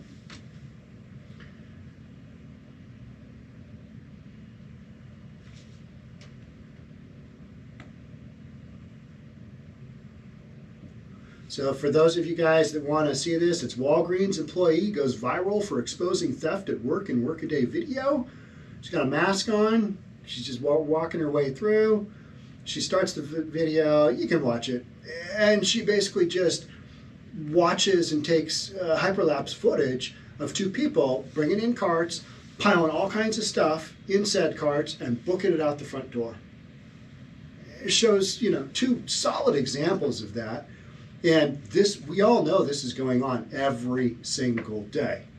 It's just happening, right? This is just literally what's going on. And she documents it. The 49-second TikTok video shows two different shoplifters walking out the store with carts full of items. I think a lot of folks, they hear that there's organized retail shoplifting, but they don't really know what that means. What these two individuals did, that's what it means. So they're either going to take these goods and sell them themselves, or they've got somebody else that's willing to buy that has already given them a list of stuff to steal. And they just went shopping with the 5-finger discount at the door. Just boom, we're out of here. After the first shoplifter, a customer calls out the police. We're waiting outside, and you can see the lights in one of the segments, but it's so quick because she got it on hyperlapse, you can't really tell what's going on. You're like, yeah, did they catch him? I think they caught him. Yeah, the carts are just full of items, and then there they were, and then they didn't catch him, so it was embarrassing. But anyways, back to work. Got to get the bread, she says, talking about the money. So they didn't get him. Cops are out there. Oh, that sucks. She intercuts the video of the thefts with her routine tasks and her shift responsibilities. Shows her putting on the little labels and doing all that. Then as she's doing that, I'm kind of thinking, all right, so she's putting up, so the store is paying her XYZ dollars per hour. And how much of what they're paying her is that should be coming in as income is literally walking out the door with these organized retail theft, or with these people just stealing stuff left and right. How much of the overhead to cover her? You're like, what she did right there in that sequence, that's what I kind of look at and go, okay, this is not sustainable. You got to do something. Until they start throwing these people in jail, until they start making an example of them, get some laws on the books and enforce them. It's one thing to have laws, but clearly we're not enforcing anything, because these folks all have the idea, I can just walk into a store, grab a cart, and book it out of there. So until you've got enough of these videos circulating where people are like, can't you see some young kid in Congress? They got they have a 21-year-old kid in Congress, I think. Until you get some kid in Congress, hey, this is what's going on, and then people are going to be shocked. Can't you see all the old dudes in the House and the Senate going, oh my gosh, this is horrible, this is terrible, we need to stop this right now. What laws do we have on the books? They're in such different headspace than where people are recording TikToks at Walgreens are. She intercuts the video of the thefts with her routine tasks and her shift responsibilities during her working day at Walgreens, such as showing 16 large boxes of product that she had to reshelf and making stickers for snacks. That's what she does. That's what she's got going on at Walmart. At Walgreens. Okay, this is number 2, theft. Yeah, crazy. He was like, "You good?" Talking to the criminal was talking to her. Just nobody has any respect for what's going on. And you know what? You get what you pay for. You vote this kind of nonsense in. This is what you get in your community. Then all of a sudden people are going to be like, well, why are prices going up so much, and why is all of our stuff behind security doors? Well, because you knuckle